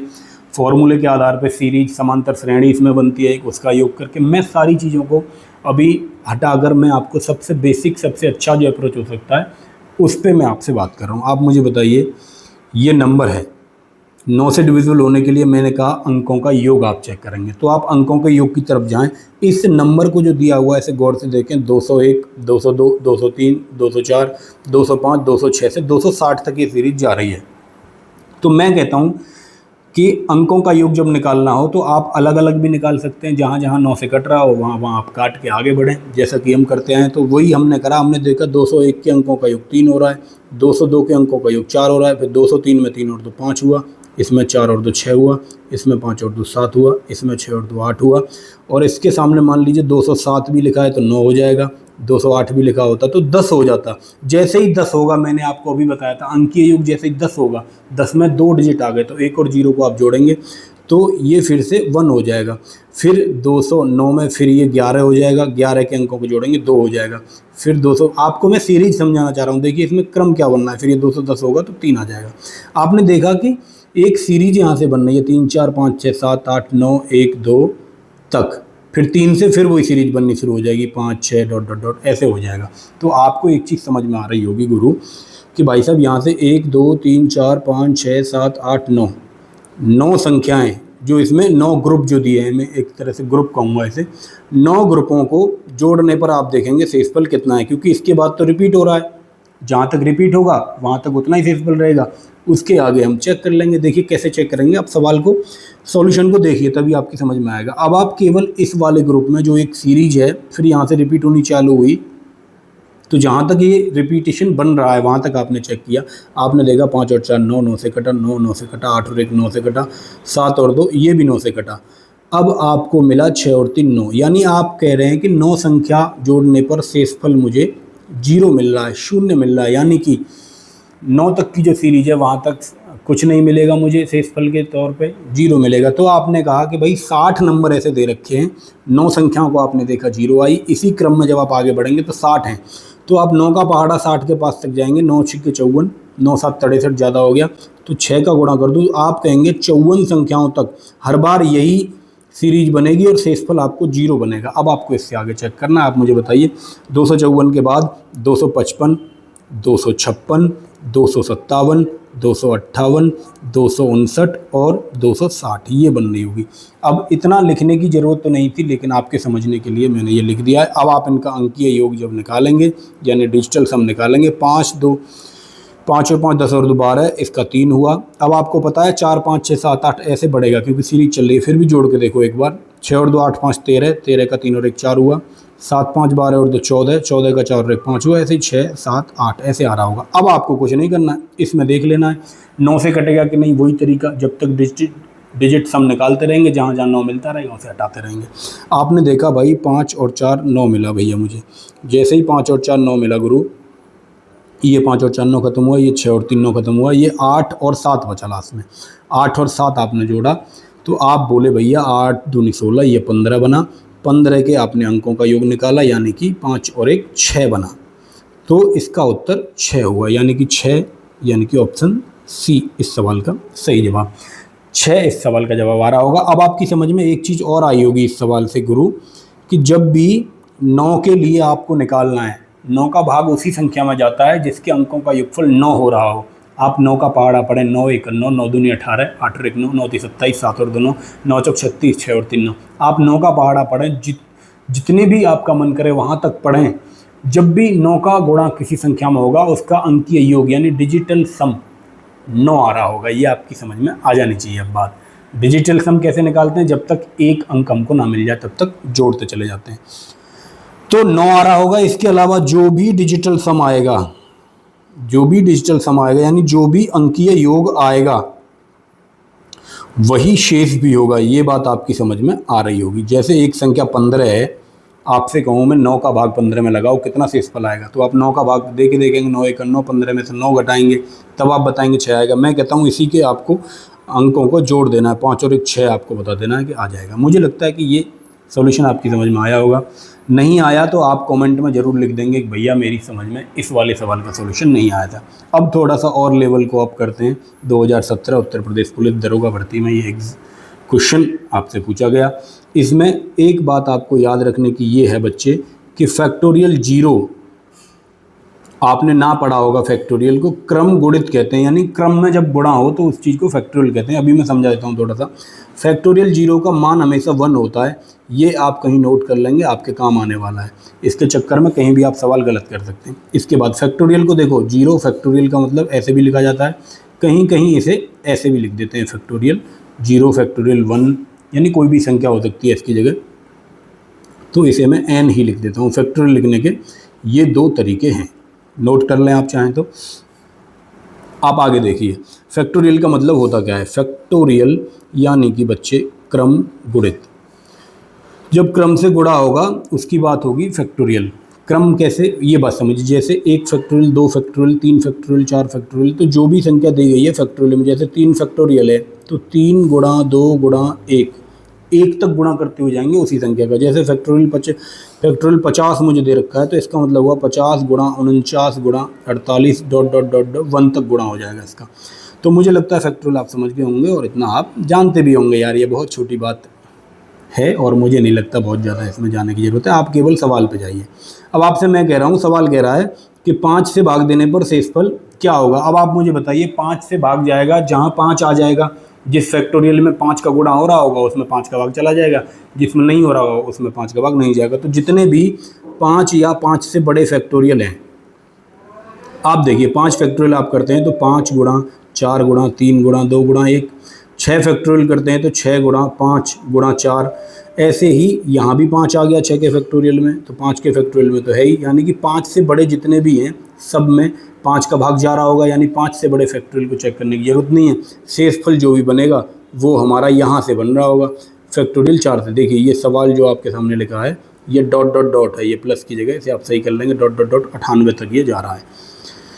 ठीक है गुरु, ये इंग्लिश में भी गलत है, ये सीरीज है 98 तक। ठीक है, तो आप मुझे बताएं, फैक्टोरियल 0 की वैल्यू 1 हो गई, फैक्टोरियल 1 की वैल्यू भी 1 हो गई, फैक्टोरियल 2 की वैल्यू 2 गुणा 1 2 हो गई, फैक्टोरियल 3 की वैल्यू 3 गुणा 2 गुणा 1 3 दूनी 6 हो गई, फैक्टोरियल 4 की वैल्यू में 4 का गुणा और हो जाएगा, 4 से 12 दूनी 24। जैसे ही फैक्टोरियल 5 की बात होगी, 5 का गुणा और होगा तो ये 5 से कट रहा होगा।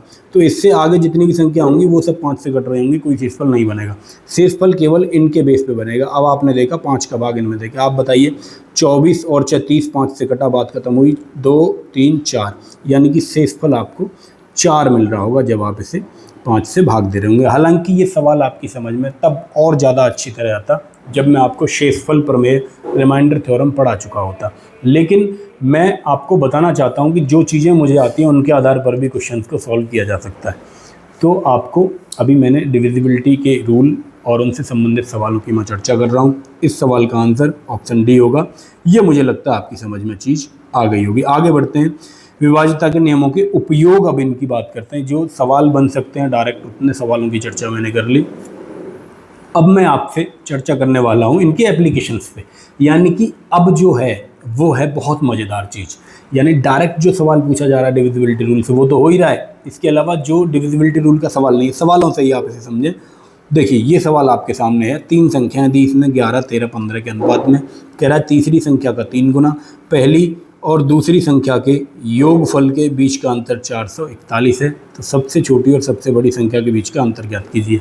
अब यहाँ आपका दिमाग घूमेगा, आप कहेंगे भैया ये सवाल कैसे सॉल्व होगा डिविजिबिलिटी रूल से, तो यही तो मैं आपको सिखाना चाहता हूँ। अब असली चीज़ शुरू होने वाली है जो मैं आपको समझाना चाह रहा था। आप मुझे बताइए, जैसे ही आपने इस सवाल को देखा, आपने देखा सबसे छोटी तथा सबसे बड़ी संख्या के बीच में अंतर पूछ रहा है, तो जैसे ही आप रेशो को देखेंगे आप पाएंगे भाई साहब सबसे छोटा रेशो 11 है, तो सबसे छोटी संख्या 11 की जगह पे आएगी और सबसे बड़ी संख्या 15 की जगह पे आएगी। आपने कहा इनका अंतर मुझे बताना है, तो इनका अंतर 4 है। तो क्या मैं ये कह सकता हूँ कि जो भी संख्या आएगी अंत में उसमें 4 का गुणा हो रहा होगा, यानी कि जो भी उत्तर आएगा, जो ऑप्शन मुझे दे रखे हैं, जो सही उत्तर होगा उसमें 4 का भाग भी जाएगा, क्योंकि यहाँ पर जब आप ऑप्शंस पे एक नज़र डालेंगे तो आप पाएंगे 4 का भाग जैसे ही देने की कोशिश करेंगे 85 में नहीं जाता, 4 दूनी 8 इसमें नहीं जाता। एक ऑप्शन आपको मिला जिसमें केवल 4 का भाग जा रहा था, तो इस आधार पर आप 84 उत्तर लगा सकते थे। फिर भी आपकी समझ में नहीं आई बात तो आप ऐसे समझें, थोड़ा सा डिटेल में मैं आपको बताता हूँ इस सवाल को, फिर आपकी समझ में शायद ये अप्रोच आए। इसीलिए मैं कहता हूँ बेसिक्स तो आपको आनी चाहिए, इसलिए मैंने जो शुरुआत करी है वो बेसिक से ही करी है, ताकि आपके एक बार रिकॉल हो जाएं, चीज़ें आपकी समझ में अच्छे से। अब आपको सवाल को जो देखना है उसका बेसिक तरीका क्या है, तीसरी संख्या का 3 गुना यानी 15 × 45 और पहली तथा दूसरी संख्या का योगफल यानी 11 और 13 का योगफल 3 और 1 4, 1 और 1 2 24। बिल्कुल सही लिखा है मैंने, हाँ जी बिल्कुल सही लिखा है। कह रहा है कि इनके योगफलों के बीच का अंतर 4 से 41 है। आप मुझे बताइए इनका अंतर कितना है। आप कहेंगे 1 यहाँ बना 21 बना, यानी 21 की वैल्यू ही 4 से 41 दे रखी है। मैंने आपको एक एक नियम पढ़ा रखा है। आप उस सीरीज में जाएंगे, चैनल पर प्लेलिस्ट में जाएंगे, उसमें मैथमेटिक्स की प्लेलिस्ट होगी जिसमें 100 के आसपास वीडियो होंगी, वहाँ आप एक एक नियम की वीडियो जाकर देख लें ताकि आपको ये चीज़ें क्लियर हो जाएंगी। 21 की वैल्यू 4 से 41, इस चीज़ को लिखते कैसे हैं, तो इस चीज़ को ऐसे लिखा जाता है 4 से 41, 21 की वैल्यू 4 से 41, निकालने कितने की है, पहली और तीसरी का अंतर 4 की निकालनी है। तो ये हो गया बेसिक तरीका इस क्वेश्चन को सोल्व करने का। बेसिक से भी आपको बस ये एक लाइन लिखने की ज़रूरत थी। आपने देखा, फिर से देखा कि जो भी उत्तर आएगा उसमें 4 का भाग कैसे जाएगा, क्योंकि यहाँ 4 का गुणा हो गया था, इसके बाद ये संख्या आई थी फाइनल हमारी। दो आप 21 से जब इसे काटेंगे तो 21 दूनी 42 और 21 एक 21, 21 बार कट रहा होगा, 21 गुणा 4 करेंगे तो 84 इस सवाल का उत्तर आ रहा होगा। देखिए, हालांकि मुझे समझाने में भी टाइम लगा है, फिर भी आप इस सवाल को जब करते भी बेसिक से तो आपको कम से कम 30 सेकंड का समय तो लगता। और जो अप्रोच मैंने आपको बताई डिविजिबिलिटी रूल, जब आप इस सवाल में मारते फेंक के तो ये मुश्किल से मुश्किल 5 से 10 सेकंड में आपके सामने अपना जवाब छोड़ देता। आगे बढ़ते हैं। हालांकि मैं ये नहीं कह रहा कि सारे सवाल रेशो के या और जो एप्लीकेशन में बता रहा हूँ डिविजिबिलिटी रूल के, इनसे सारे सवाल होंगे, सारे नहीं होंगे। 10% 20% क्वेश्चन तो होंगे, उतने से ही आपका टाइम जो है वो पेपर में मैनेज हो जाएगा, क्योंकि मैंने खुद बहुत पेपर दिए हैं, मैंने यही अप्रोचेस लगाई भी हैं। आप देखें अगला सवाल, ये 2021 यूपीएसआई में आए हुए सवालों की बात कर रहा हूँ मैं, ये ना समझें। आप जाके प्रीवियस ईयर की किताब उठाएं और देखें, ये सवाल आपको मिल जाएंगे अनुपात चैप्टर में। आप मुझे बताइए, 3 संख्या दे रखी हैं 17, 19 और 21 के अनुपात में। कह रहा तीसरी संख्या का 3 गुना और पहली संख्या एवं दूसरी संख्या का योगफल के बीच अंतर इतना है। पहली और तीसरी संख्या का अंतर बताइए। आपने फिर देखा, पहली संख्या 17, तीसरी संख्या 21, दोनों का अंतर कितना है 4, यानी कि जो भी उत्तर है वो 4 का भाग उसमें जाएगा। आपने देखा ऑप्शन ए 6 और 1, इसमें आपने 4 का भाग दिया, 4 के भाग के लिए अंतिम 2 अंक चेक किए, नहीं जाता। इसमें 4 का भाग जाता है, अंतिम 2 अंक इसमें 4 का नहीं भेजा था, इसमें भी 4 का भाग जाता है। अब आपका दिमाग खराब हुआ कि भाई 2 ऑप्शन मिल गए मुझे, तो अब कैसे क्वेश्चन को सॉल्व करूं। तो मैंने बच्चे एक चीज़ और बताई थी, आपको अपना दिमाग थोड़ा सा खुला रखना है। जैसे ही आप 729 को देखेंगे आपको समझ में आएगा 729 और कुछ नहीं, 9 की पावर 3 है, यानी कि 9 भी इसमें इन्वॉल्व हो गया। अब आपने थोड़ा से भी बेसिक्स आपके क्लियर होंगे, दिमाग में इमेज आपके बन रही होगी, तो आपकी समझ में आ जाएगा कि जो भी उत्तर होगा उसमें 9 का भी भाग जाएगा। यानी कि इन ऑप्शन में 2 बचे हुए मैं चेक कर लूँगा किसमें 9 का भाग जा रहा है। तो जब आप करेंगे ऑप्शन बी, एक ऐसा मिला 8 और 1 9 अंकों को योग करा, अंकों का योग करके आपने चेक किया, तो ऑप्शन बी इस सवाल का सही जवाब। बच्चों की समझ में नहीं आ रहा होगा, निश्चित ही बहुत मुश्किल चीज़ें कभी कभी हो जाती हैं, समझ में आती भी नहीं। तो बेसिक से आप इसे एक बार और समझने की कोशिश कर लें, हो सकता है आपकी समझ में चीज़ें आ जाएं। देखा, पहली संख्या का 3 गुना यानी 63, पहली और दूसरी संख्या का योगफल 9 और 7 15, 9 और 7 16 का 1 और ये 36 बना। आप इससे के अंतर की बात हुई तो आपने देखा 7 और 2 27 इसका अंतर हुआ, यानी 27 की वैल्यू 729 दे रखी है। जब आप 1 की वैल्यू निकाल ले जाएंगे तो आप चाहें तो 27 का पहाड़ा जिन्हें आता है वो 27 से कर लेंगे, यानी मेरे जैसा आदमी तो ऐसे करेगा 9 या 27, 9 8 72, 9 1 9, 1 की वैल्यू 27 आ गई, 1 की वैल्यू 27 आ गई। तो आपको निकालनी कितने की है गुरु, 4 की निकालनी है, तो 27 गुणा 4, 7 चौके 28 का 8 हासिल 2, 4 दूनी 8 और 2 10, 108 इस सवाल का सही जवाब आ रहा होगा। लेकिन जो बच्चे थोड़े एडवांस हैं या फिर जो एडवांस नहीं भी हैं, उन्हें इतना एडवांस होना पड़ेगा कि आपको नंबरों को देख के समझ में आ जाए कि उत्तर में किस चीज़ का भाग जाना चाहिए। तो ये अप्रोच आपको समझ में आया। आपने देखा होगा कि बेसिक से करने पे इस सवाल में कम से कम 30-40 सेकंड आपको लगते, लेकिन आप जब अप्रोच पे जाएंगे, डिविजिबिलिटी के रूल्स पे गए, तो सवाल ने अपना दम बहुत आसानी से तोड़ दिया। ये सवाल आप देखें, ABC का वेतन 5, 11, 6 के अनुपात में दे रखा है, कुल वेतन इसने बता दिया।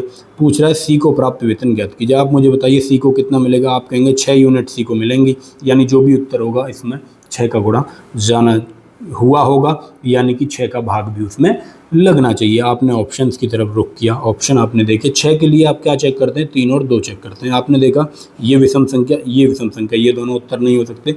ए और डी पे अब आपको खेलना है। आपने देखा कि 2 से ये दोनों कटते हैं। अब 3 की तरफ आप गए, आपने देखा 7, 5, 12, 3 से ऑप्शन ए नहीं कटता। 7, 5, 12, यहाँ 3 कटा, 2 बच गया। मैं बहुत चीज़ें हैं जो बोल नहीं रहा, आपको जो करनी है अपनी प्रैक्टिस से करनी है। और ऑप्शन डी की तरफ आप गए तो आपने देखा ऑप्शन डी 3 से भी कटता, 2 से भी कटता, यानी कि उत्तर इसका डी आ रहा होगा 750। निश्चित ही आप इस सवाल को करने में सक्षम हो चुके होंगे, ऐसा मुझे लग रहा है। यानी जिसकी समझ में नहीं आया वो फिर बेसिक से जाएगा। भाई कुल वेतन दे रखा है, यानी कि 11 और 6 17 और 5 17 और 5 कितने होते हैं भाई, 11 और 6 17, 17 और 5 22, 22 की वैल्यू आपको दे रखी है 2750। निकालनी कितने की है, सी का वेतन 6 की वैल्यू निकालनी है। आप काटेंगे 2 से 3 बार, 2 से 11 बार, 11 से काटेंगे, 11 दूनी 22, बचे 5, 11 पंजे 55, 25 या 75, यानी कि 750। ऐसे बेसिक से आप इसे सॉल्व कर दे। बाकी जब हम रेशो की बात करेंगे तब मैं बेसिक भी आपको बताऊंगा रेशो का, कि कैसे इस तरह के सवालों को सॉल्व किया जाता है। अब मैं आपको लेके चलता हूँ क्षेत्रमिति मेंशुरेशन की तरफ। अब आपने आज से पहले शायद सोचा हो कि नहीं सोचा हो कि डिविजिबिलिटी रूल का इस्तेमाल रेशो के सवालों में कैसे हो सकता है, परसेंटेज में कैसे हो सकता है। हालांकि आपने सोचा नहीं होगा कि मेंसुरेशन में इसका इस्तेमाल होगा। अब मेंसुरेशन की तरफ आपको लेके चलता हूँ। आप देखिए डिविजिबिलिटी के रूल्स मेंसुरेशन में कैसा कमाल करते हैं। मेंसुरेशन में हमारे लिए 11 की डिविजिबिलिटी बहुत उपयोगी होती है। 11 का मतलब होता है कि अल्टरनेट को जोड़ के उनका अंतर ले लेना।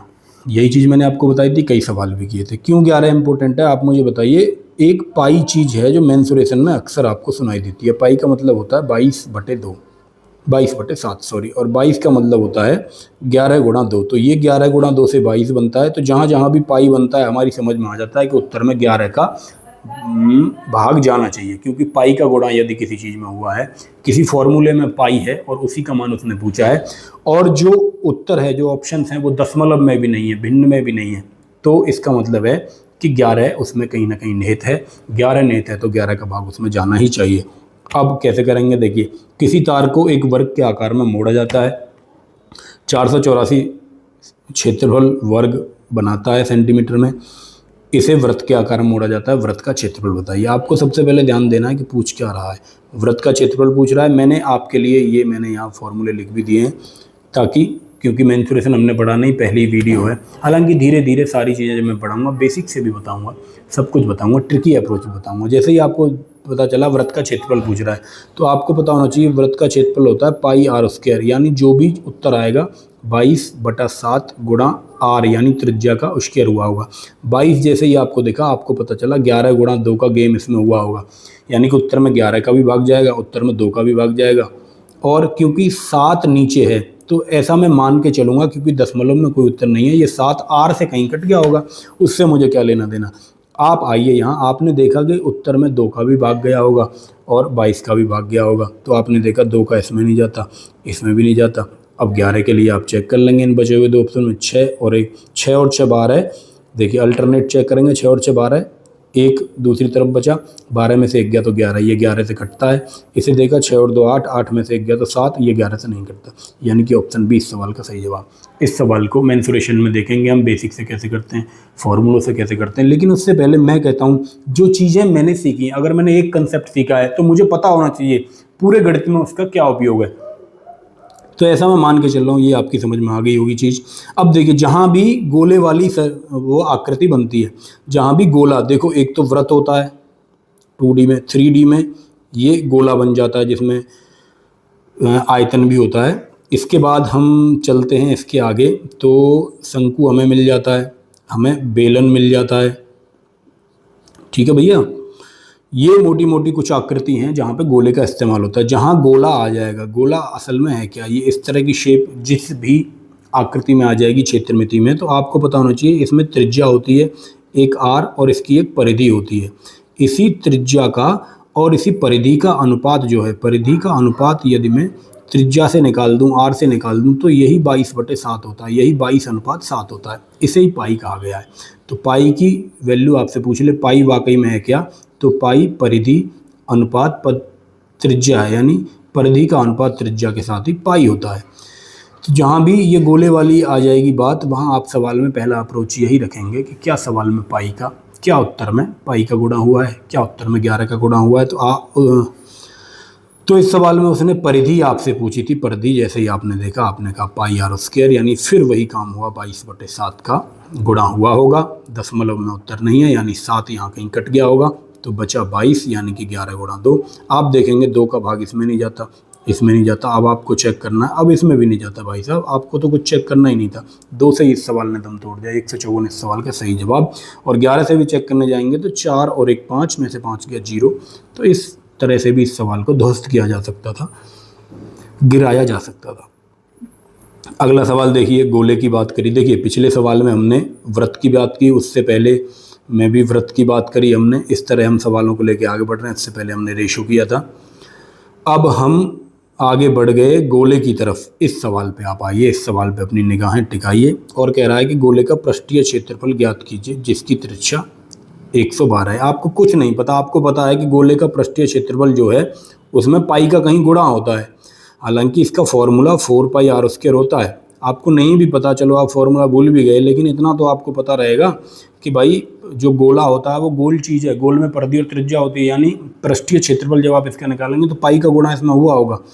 ऐसे ही पाई का गुणा होगा, पाई मतलब 11 गुणा 2, यानी कि 11 का भाग भी जाएगा, 2 का भी। 2 का तो आपने देखा 4 ऑप्शन में जा रहा है, तो आपको 11 के साथ ही इसमें खेलना पड़ेगा। आपने झट से चेक करना शुरू किया 11 की डिविजिबिलिटी के साथ। 7 और 1 8, 9 और 8 17, यहाँ 17 बना, और 8 और 6 14, 14 और 6 20 बना, नहीं कटता। आप आगे गए, 7 और 1 8, 9 और 8 17, ये 17 बना पहला। दूसरा 6 और 6 12 और 6 18 बना, ये भी नहीं कटता। आप तीसरे ऑप्शन पे गए, 7 और 1 8, 9 और 8 17, ये भी इसका पहला ऑप्शन 17 बना, मतलब पहला अल्टरनेट का योग। दूसरा अल्टरनेट 6 5 11 और 6 17 बना, यानी कि ये ऑप्शन है जो 11 से कट रहा है। तो ऑप्शन सी इस सवाल का सही जवाब होगा। कभी कभी क्या होता है, ऑप्शन ऐसे दे देगा, 2 ऑप्शन जो हैं वो 11 से कट रहे होंगे। तो ऐसे सवाल में आप इस तरह नहीं जा सकते कि केवल एक ऑप्शन 11 से कट रहा है तो उसे टिक करके आगे बढ़ गए। आप चौथे ऑप्शन को भी चेक कर लें, कहीं गलती तो नहीं हो रही आपसे। 7 और 1 8, 9 और 8 17 इसका योग बना, और 7 और 6 13 और 6 19, यानी ये भी नहीं कटता। तो अब आप श्योर हो गए कि सी ही इस सवाल का जवाब होगा। अगर नहीं, ऐसे नहीं हो रहा होता तो फिर हम उसके फॉर्मूले के बेस पे जाते, उस हिसाब से क्वेश्चन को सॉल्व कर रहे होते। और भी इसमें तरीका हो सकता है। देखो आपको बताया कि 4πr² होता है गुरु, और देखो पाई में 11 होता है, यहाँ 4 भी है, 7 r से कहीं कटा होगा क्योंकि दशमलव में उत्तर आ नहीं रहा। तो इस सवाल में आप 4 से भी चेक कर लेते, लेकिन आपने जैसे ही 4 से चेक करने की तरफ रुख किया, आपने देखा 96 लिखा हुआ है सबके पीछे। यानी एग्जामिनर ने भी ये सोच के ये सवाल बनाया था कि कहीं 4 की डिविजिबिलिटी से इसका उत्तर न लगा दे बच्चा। तो 4 दूनी 8, 4 चौके 16, 4 से 4 कट रहे थे, इसलिए हमें 11 से इस पे जाना पड़ा। अगला सवाल आप देखें, कह रहा है कि पृष्ठीय क्षेत्रफल गोले का बताइए, 168 सेंटीमीटर उसकी त्रिज्या है। फिर वही चीज़, चाहें तो आप फॉर्मूला लगा के क्वेश्चन को कर दें। फॉर्मूला नहीं चला, फॉर्मूला नहीं आप लगाना चाह रहे हैं, तो गोले का पृष्ठीय क्षेत्रफल, इसमें क्या पूछ रहा था, गोले का पृष्ठीय क्षेत्रफल। फिर वही सवाल, बस नंबर बदल के। यूपीएसआई में ये सवाल भी आया है, आप देखें। पृष्ठीय क्षेत्रफल आपको पता है 4πr² होता है। फिर 4 से आपने देखा सारे ऑप्शन कट रहे हैं, फिर आपको 11 की तरफ मूव होना पड़ेगा, क्योंकि पाई में 11 छुपा हुआ है दोस्त। आपने देखा 4 3 और 4 7 और 1 8, ये 8 बना। दूसरे एक अल्टरनेट 8 6 14 हुआ, 14 और 6 हुआ भाई साहब 20, नहीं कटता। आगे बढ़े आप, आपने देखा 3 4 7 और 1 8 बना। आपने देखा 5 8 5 13 और 6 19 बना। आपने देखा ये 19 बना और 8 बना, 19 और 8 का अंतर 11 होता है, कटता, यानी ऑप्शन सही हो सकता है। आगे भी चेक करा आपने, 4 और 3 7 और 1 8 बना। आपने देखा 7 और 8 और 7 16 और 6 22 बना, यानी कि ये नहीं कटता। आप अंतिम ऑप्शन की तरफ रुकिए। आप ये ऑप्शन चेक कर लेंगे। मैं जल्दी जल्दी इसलिए ख़त्म कर रहा हूँ क्योंकि वीडियो ऑलरेडी बहुत लंबी हो चुकी है। इसलिए मैं चाह रहा हूँ कि जल्दी जल्दी चीज़ें, ये छोटी छोटी चीज़ें आप स्वयं भी कर लेंगे। 11 की डिविजिबिलिटी आप सीख ही चुके हैं, कैसे चेक करते हैं कोई नंबर 11 से कटेगा कि नहीं। आखिरी ऑप्शन पे आया, मैंने देखा 3 4 और 3 7 और 1 8 बना, ये पहला वाला अल्टरनेट। दूसरा 8 दूनी 16 और 6, आपको मिला यहाँ 16 और 6 22, ये भी नहीं कटता। तो आपके पास एक ही ऑप्शन ऐसा था सी, जो कि 11 से कट रहा था। तो आप कह सकते हैं कि ये सवाल इस तरह से सॉल्व होता। अगला देखिए, शंकु की बात करी। शंकु क्या होता है? इस तरह की आकृति शंकु होती है।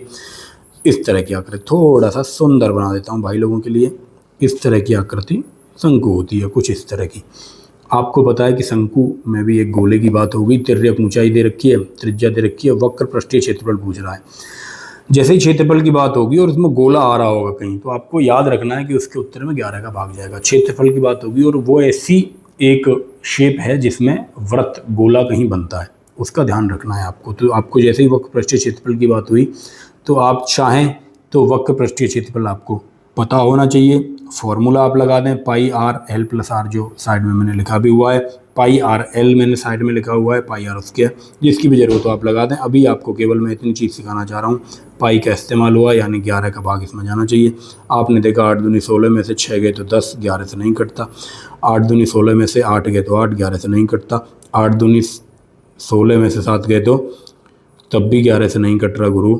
आपने देखा कि 8 दूनी 16 में से 5 गए तो 11 यहाँ बचते हैं। ये ऑप्शन डी 11 से कट रहा था, एक ही ऑप्शन था 11 से कट रहा था, तो मैंने उस पर टिक लगा के मैं आगे बढ़ गया। तो मुझे लगता है कि आपको मैं बहुत चीज़ें आज सिखाने में सफल रहा हूँगा। बहुत सारी चीज़ें हमने देखी। हमने डिविजिबिलिटी रूल से शुरुआत करी, छोटे सवालों से शुरुआत करी, और आपने देखे अंत में हम किस लेवल तक सवालों को लेके गए। ऐसे ही अप्रोच आपको रखने हैं क्वेश्चन को सॉल्व करने में भी। इसी तरह इसी अप्रोच के साथ आपको पेपर भी सॉल्व करना है। कैसे सॉल्व करना है? पहले तो सिलेबस देखिए, सारा अप्रोच जो जीवन में होता है वो होता है इजी से हार्ड का। पहले आप इजी चीज़ें सीखें। जब आप अपना सिलेबस कंप्लीट करेंगे तो आप शुरुआत करेंगे इजी चीज़ों से। जितना भी इजी है उसे पूरा कंप्लीट करें। यानी कि मैथ के सिलेबस में जितनी चीज़ें आपको आसान लगती हैं उन्हें लास्ट तक ख़त्म करके दोबारा लौटें, फिर थोड़ा सा अपना लेवल अप करें, फिर लास्ट तक पहुँचें। क्योंकि क्या होता है, सारी चीज़ें इंटरलिंक्ड होती हैं एक दूसरे से। जब तक आप एक बार पूरा करके लास्ट तक नहीं पहुँचेंगे तब तक आपको पूरा समझ में नहीं आएगा। आप कहें कि नंबर सिस्टम में पूरा समझ लूँ, परसेंटेज ना पढ़ूँ, रेशो ना पढ़ूँ, तो ऐसा संभव नहीं है भाई। आपको वो कंसेप्ट आना चाहिए। इसलिए मैं कहता हूँ आपको रिपीट मारना, यानी आपको पहले लास्ट तक जाना है। बेसिक समझ आपकी बन जाएगी सारे चैप्टर की। जब आप लौट के आएंगे तो पाएंगे कि जो चीज़ें आपको शुरुआत में नहीं हो रही थी वो आधे डाउट तो आपके क्लियर हो गए लास्ट तक पहुँचते पहुँचते। तो इस तरह आपको अप्रोच रखना है। इसी तरह आपको एग्ज़ाम में क्वेश्चंस को सॉल्व करना है। पहले आपको पहले रन में लास्ट तक पहुंचना है, सारे इजी सवालों को ध्वस्त करके। यानी कि 160 क्वेश्चन यूपीएससी में पूछे जाते हैं, तो 120-130 क्वेश्चन आपके टारगेट हैं पहली बार में आप 120-25 क्वेश्चन तक चले गए। मान लो 10 क्वेश्चन आपको ऐसे लगे जो टफ हैं, दोबारा में आए। और दोबारा के लिए आपको केवल मैथ और रीजनिंग के क्वेश्चन को छोड़ना है। आप दोबारा के लिए हिंदी और जीके के क्वेश्चन को नहीं छोड़ सकते, गलती कर देंगे। उसके साथ छेड़छाड़ भी नहीं करनी है आपको। जो एक बार आपको सही लगा वही लगा देना है मैथ और जीके और हिंदी में, वरना गलत होने के चांसेस में रहते हैं। तो मैथ और रीजनिंग में आपको दोबारा के लिए जो क्वेश्चन छोड़े हैं, मान लीजिए 10 क्वेश्चन दोबारा के लिए छोड़े, 135 तक आप पहुंच गए, आपका काम हो जाएगा, आपका काम बन जाएगा। अब आपके डाउट हो सकते हैं। मैंने एक चैप्टर आपको पढ़ाया विभाज्यता के नियम, नंबर सिस्टम का विभाज्यता के नियमों पर आधारित क्वेश्चन की हमने बात की। तो अब इस टॉपिक से संबंधित, इस टाइप से संबंधित मैं टॉपिक की बात नहीं कर रहा, अभी मैं केवल इस टाइप की बात कर रहा हूँ। इस टाइप से कोई भी आपका एक ऐसा सवाल है जो आपसे नहीं हो रहा, तो आपके सामने मैंने लिख दिया है, इंस्टाग्राम आईडी है। आप में से आधे लोग हमसे इंस्टाग्राम से भी जुड़े हुए हैं, तो इंस्टाग्राम आईडी दिए लिखी हुई है आपके सामने, खाकी गाइड, आप सर्च करेंगे। इस पर आप मुझे hi, hello, good morning, good evening भेजेंगे, तो आपका मैसेज हो सकता है मुझ तक ना पहुँचे, मैं ना पढ़ पाऊँ। आप क्या करेंगे, आप सीधी एक फ़ोटो खींचेंगे अपने क्वेश्चन की, जो किताब में आया हुआ क्वेश्चन। देखो, हमेशा क्वेश्चन को बुक से ही करना है आपको। किसी ने आपको व्हाट्सएप पे सवाल भेज दिया, आप करने लगे हुए हैं, हालांकि वो सवाल ना तो पेपर में आएगा, और हो सकता है वो गलत सवाल ही उसने भेजा हो, आपका पूरा दिन बर्बाद कर दिया। तो हमेशा आपको भी जो क्वेश्चन करने हैं वो किताब से करने हैं, ऑथेंटिक सोर्स से करने हैं, जो आया हुआ हो उन्हीं की प्रैक्टिस करनी है। या जो क्वेश्चन आपको पता है कि सही है उसकी प्रैक्टिस करनी है। गलत क्वेश्चन में उलझे रहेंगे, समय बर्बाद आपका हो जाएगा, तैयारी हो नहीं पाएगी। गलत क्वेश्चन एग्जाम में भी पूछ लेता है, उसमें भी बच्चे उलझे रह जाते हैं और अपना अटेम्प्ट नहीं कर पाते टाइम से। तो जो चीज़ें फंस रही हैं ना, छोड़ के आगे बढ़ना चाहिए। खैर, आप कैसे भेजेंगे, आप इमेज जैसा कि लिखा हुआ है आप फ़ोटो खींचेंगे, फ़ोटो के साथ आप अपना नाम, मोबाइल नंबर, अपना स्टेट और डिस्ट्रिक्ट मुझे मेंशन कर देंगे, ताकि मुझे पता चले मेरे भाई कहाँ तक इस संसार में, कहाँ तक इस धरती पर फैले हुए हैं। तो इस तरह से आप मुझे भेज देंगे। मैं निश्चित ही, मैं अभी ये वादा कर रहा हूँ आपसे कि निश्चित ही जो डाउट आप मुझे इंस्टाग्राम पे भेजेंगे उसका रिप्लाई आपको ज़रूर मिलेगा। भेजने का तरीका यही है, सीधा पहला मैसेज, एक मैसेज आप करें, उसमें फ़ोटो खींचें, उसके फ़ोटो के नीचे अपना नाम, मोबाइल नंबर और आपका स्टेट, आपका डिस्ट्रिक्ट लिख के भेज देंगे।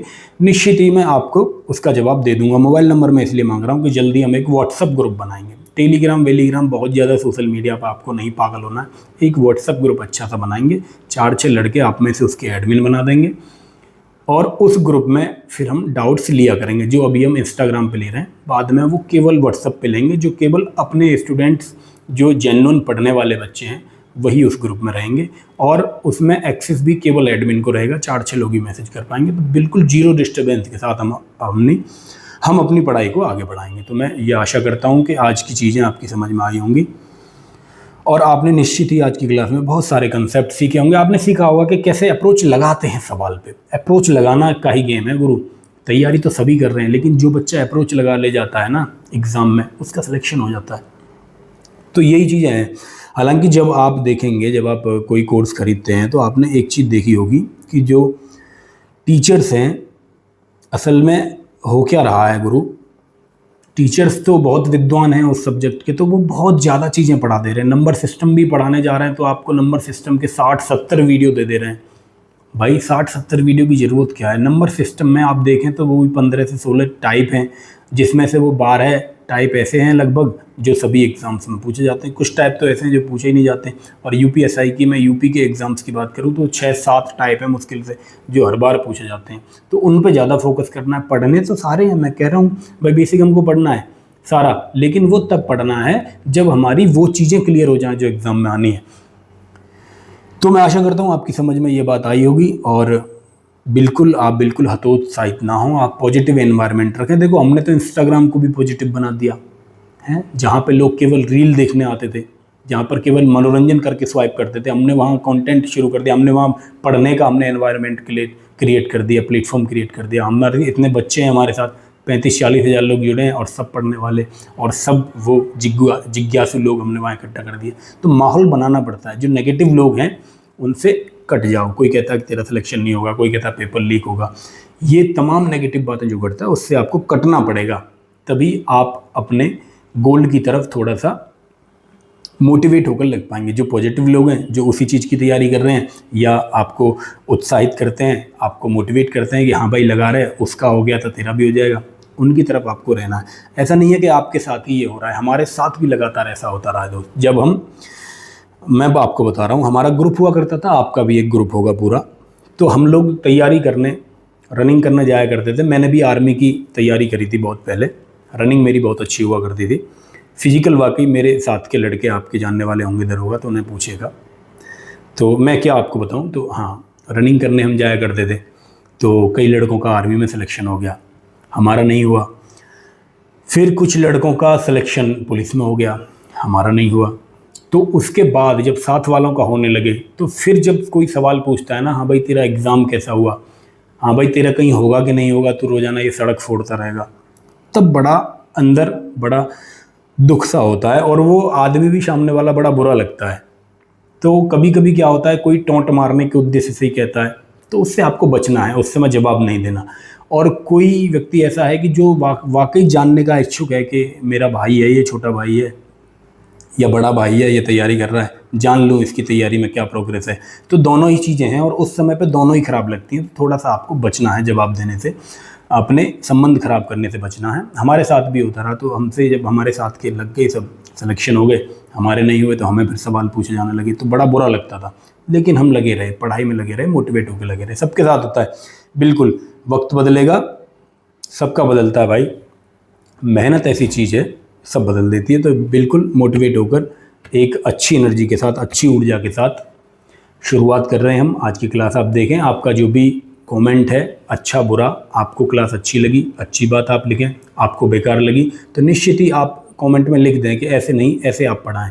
आपको जो भी ईमानदारी से लिखना है आप ईमानदारी से लिख दें। ईमानदारी से गाली देने का मन कर रहा है, ईमानदारी से आप गाली लिख दें कमेंट में, मुझे कोई एतराज़ नहीं है। उसे भी मैं आपका प्यार समझ के मैं अपने कमेंट में सजा के रखूँगा।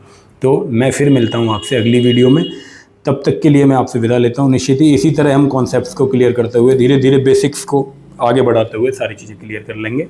और चलिए मिलते हैं फिर अगली वीडियो में, फिर नए कॉन्सेप्ट सीखेंगे और धीरे धीरे इसी तरह गर्दा उड़ा देंगे, एकदम ख़त्म कर देंगे मैथमेटिक्स को। और जल्दी ही मैं जीके की सीरीज लेके आऊँगा। संविधान और मूल विधि के लिए बहुत ज़्यादा बच्चों के मैसेज आ रहे हैं कि संविधान और मूल विधि करवाइए, तो मैं कोशिश कर रहा हूँ कि संविधान और मूल विधि, क्योंकि मूल विधि तो दरोगा का सब्जेक्ट है ही, आप जानते ही हैं।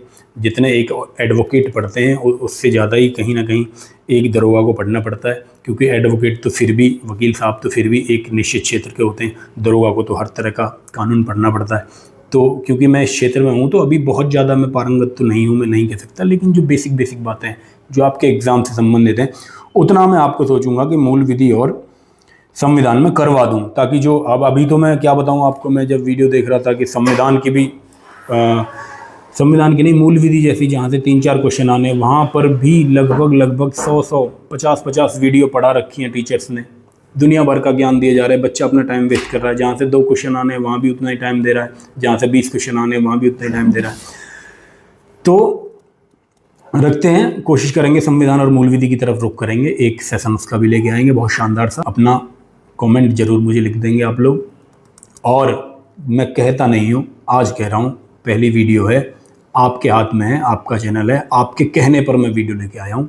तो आपकी ये जिम्मेदारी है बच्चे, आप इसे शेयर करें, ज़्यादा से ज़्यादा शेयर करें। देखो मोटिवेशन मिलता है।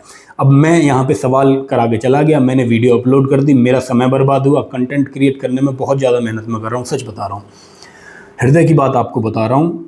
इतनी मेहनत मैं कर रहा हूँ कि 3-3 दिन लग जा रहे हैं, अपने सारे खाना पीना तक मैं भूल के कंटेंट आपके लिए बना रहा हूँ। तो इसकी वैल्यू मुझे लगनी चाहिए कि आप लोग इसकी वैल्यू कर रहे हैं। वैल्यू कैसे लगेगी? आप कमेंट करेंगे, आप उसे लाइक कर देंगे, और जब आप शेयर करेंगे अपने जितने भी व्हाट्सएप ग्रुप्स हैं उनमें आप शेयर करिए कि भैया पढ़ा रहे हैं, प्रीवियस ईयर के क्वेश्चंस करवा रहे हैं, साथ में चीज़ों को क्लियर भी करवा रहे हैं कि कैसे कॉन्सेप्ट है, क्या लॉजिक है, क्या ट्रिक है और क्या अप्रोच इस चैप्टर के अलावा बाकी चैप्टर्स में हो सकते हैं इस चीज़ के। तो इस तरह का मुझे नहीं लग रहा कि पूरे यूट्यूब पे या पूरे ऑनलाइन में या ऑफलाइन में कहीं भी ऐसा अप्रोच कोई आपको सिखाएगा, क्योंकि हमें पता है ना क्या चल रहा है मार्केट में। बहुत दिन हो गया हमें मार्केट में, सारी चीज़ें हमें पता है। तो शेयर पे मैं बहुत आपको विशेष बल दे रहा हूँ। पहली वीडियो है, ये वायरल आपको करवाना है, ये समझ लो। वायरल से मेरा मतलब कि हमारे जो विद्यार्थी हैं, जो पढ़ने वाले बच्चे हैं, जो पेपर देने वाले हैं, दिल्ली पुलिस कांस्टेबल का, यूपी कांस्टेबल का, और सबसे इम्पोर्टेंट यूपी एसआई का, सब इंस्पेक्टर का, उन तक ये ज़रूर आपको पहुँचानी है। मेहनत करके सारे ग्रुप्स में अपना स्टेटस लगाना है, यही मैं रिक्वेस्ट कर रहा हूँ लास्ट में आपसे। चलिए, जय हिंद, मिलते हैं, धन्यवाद।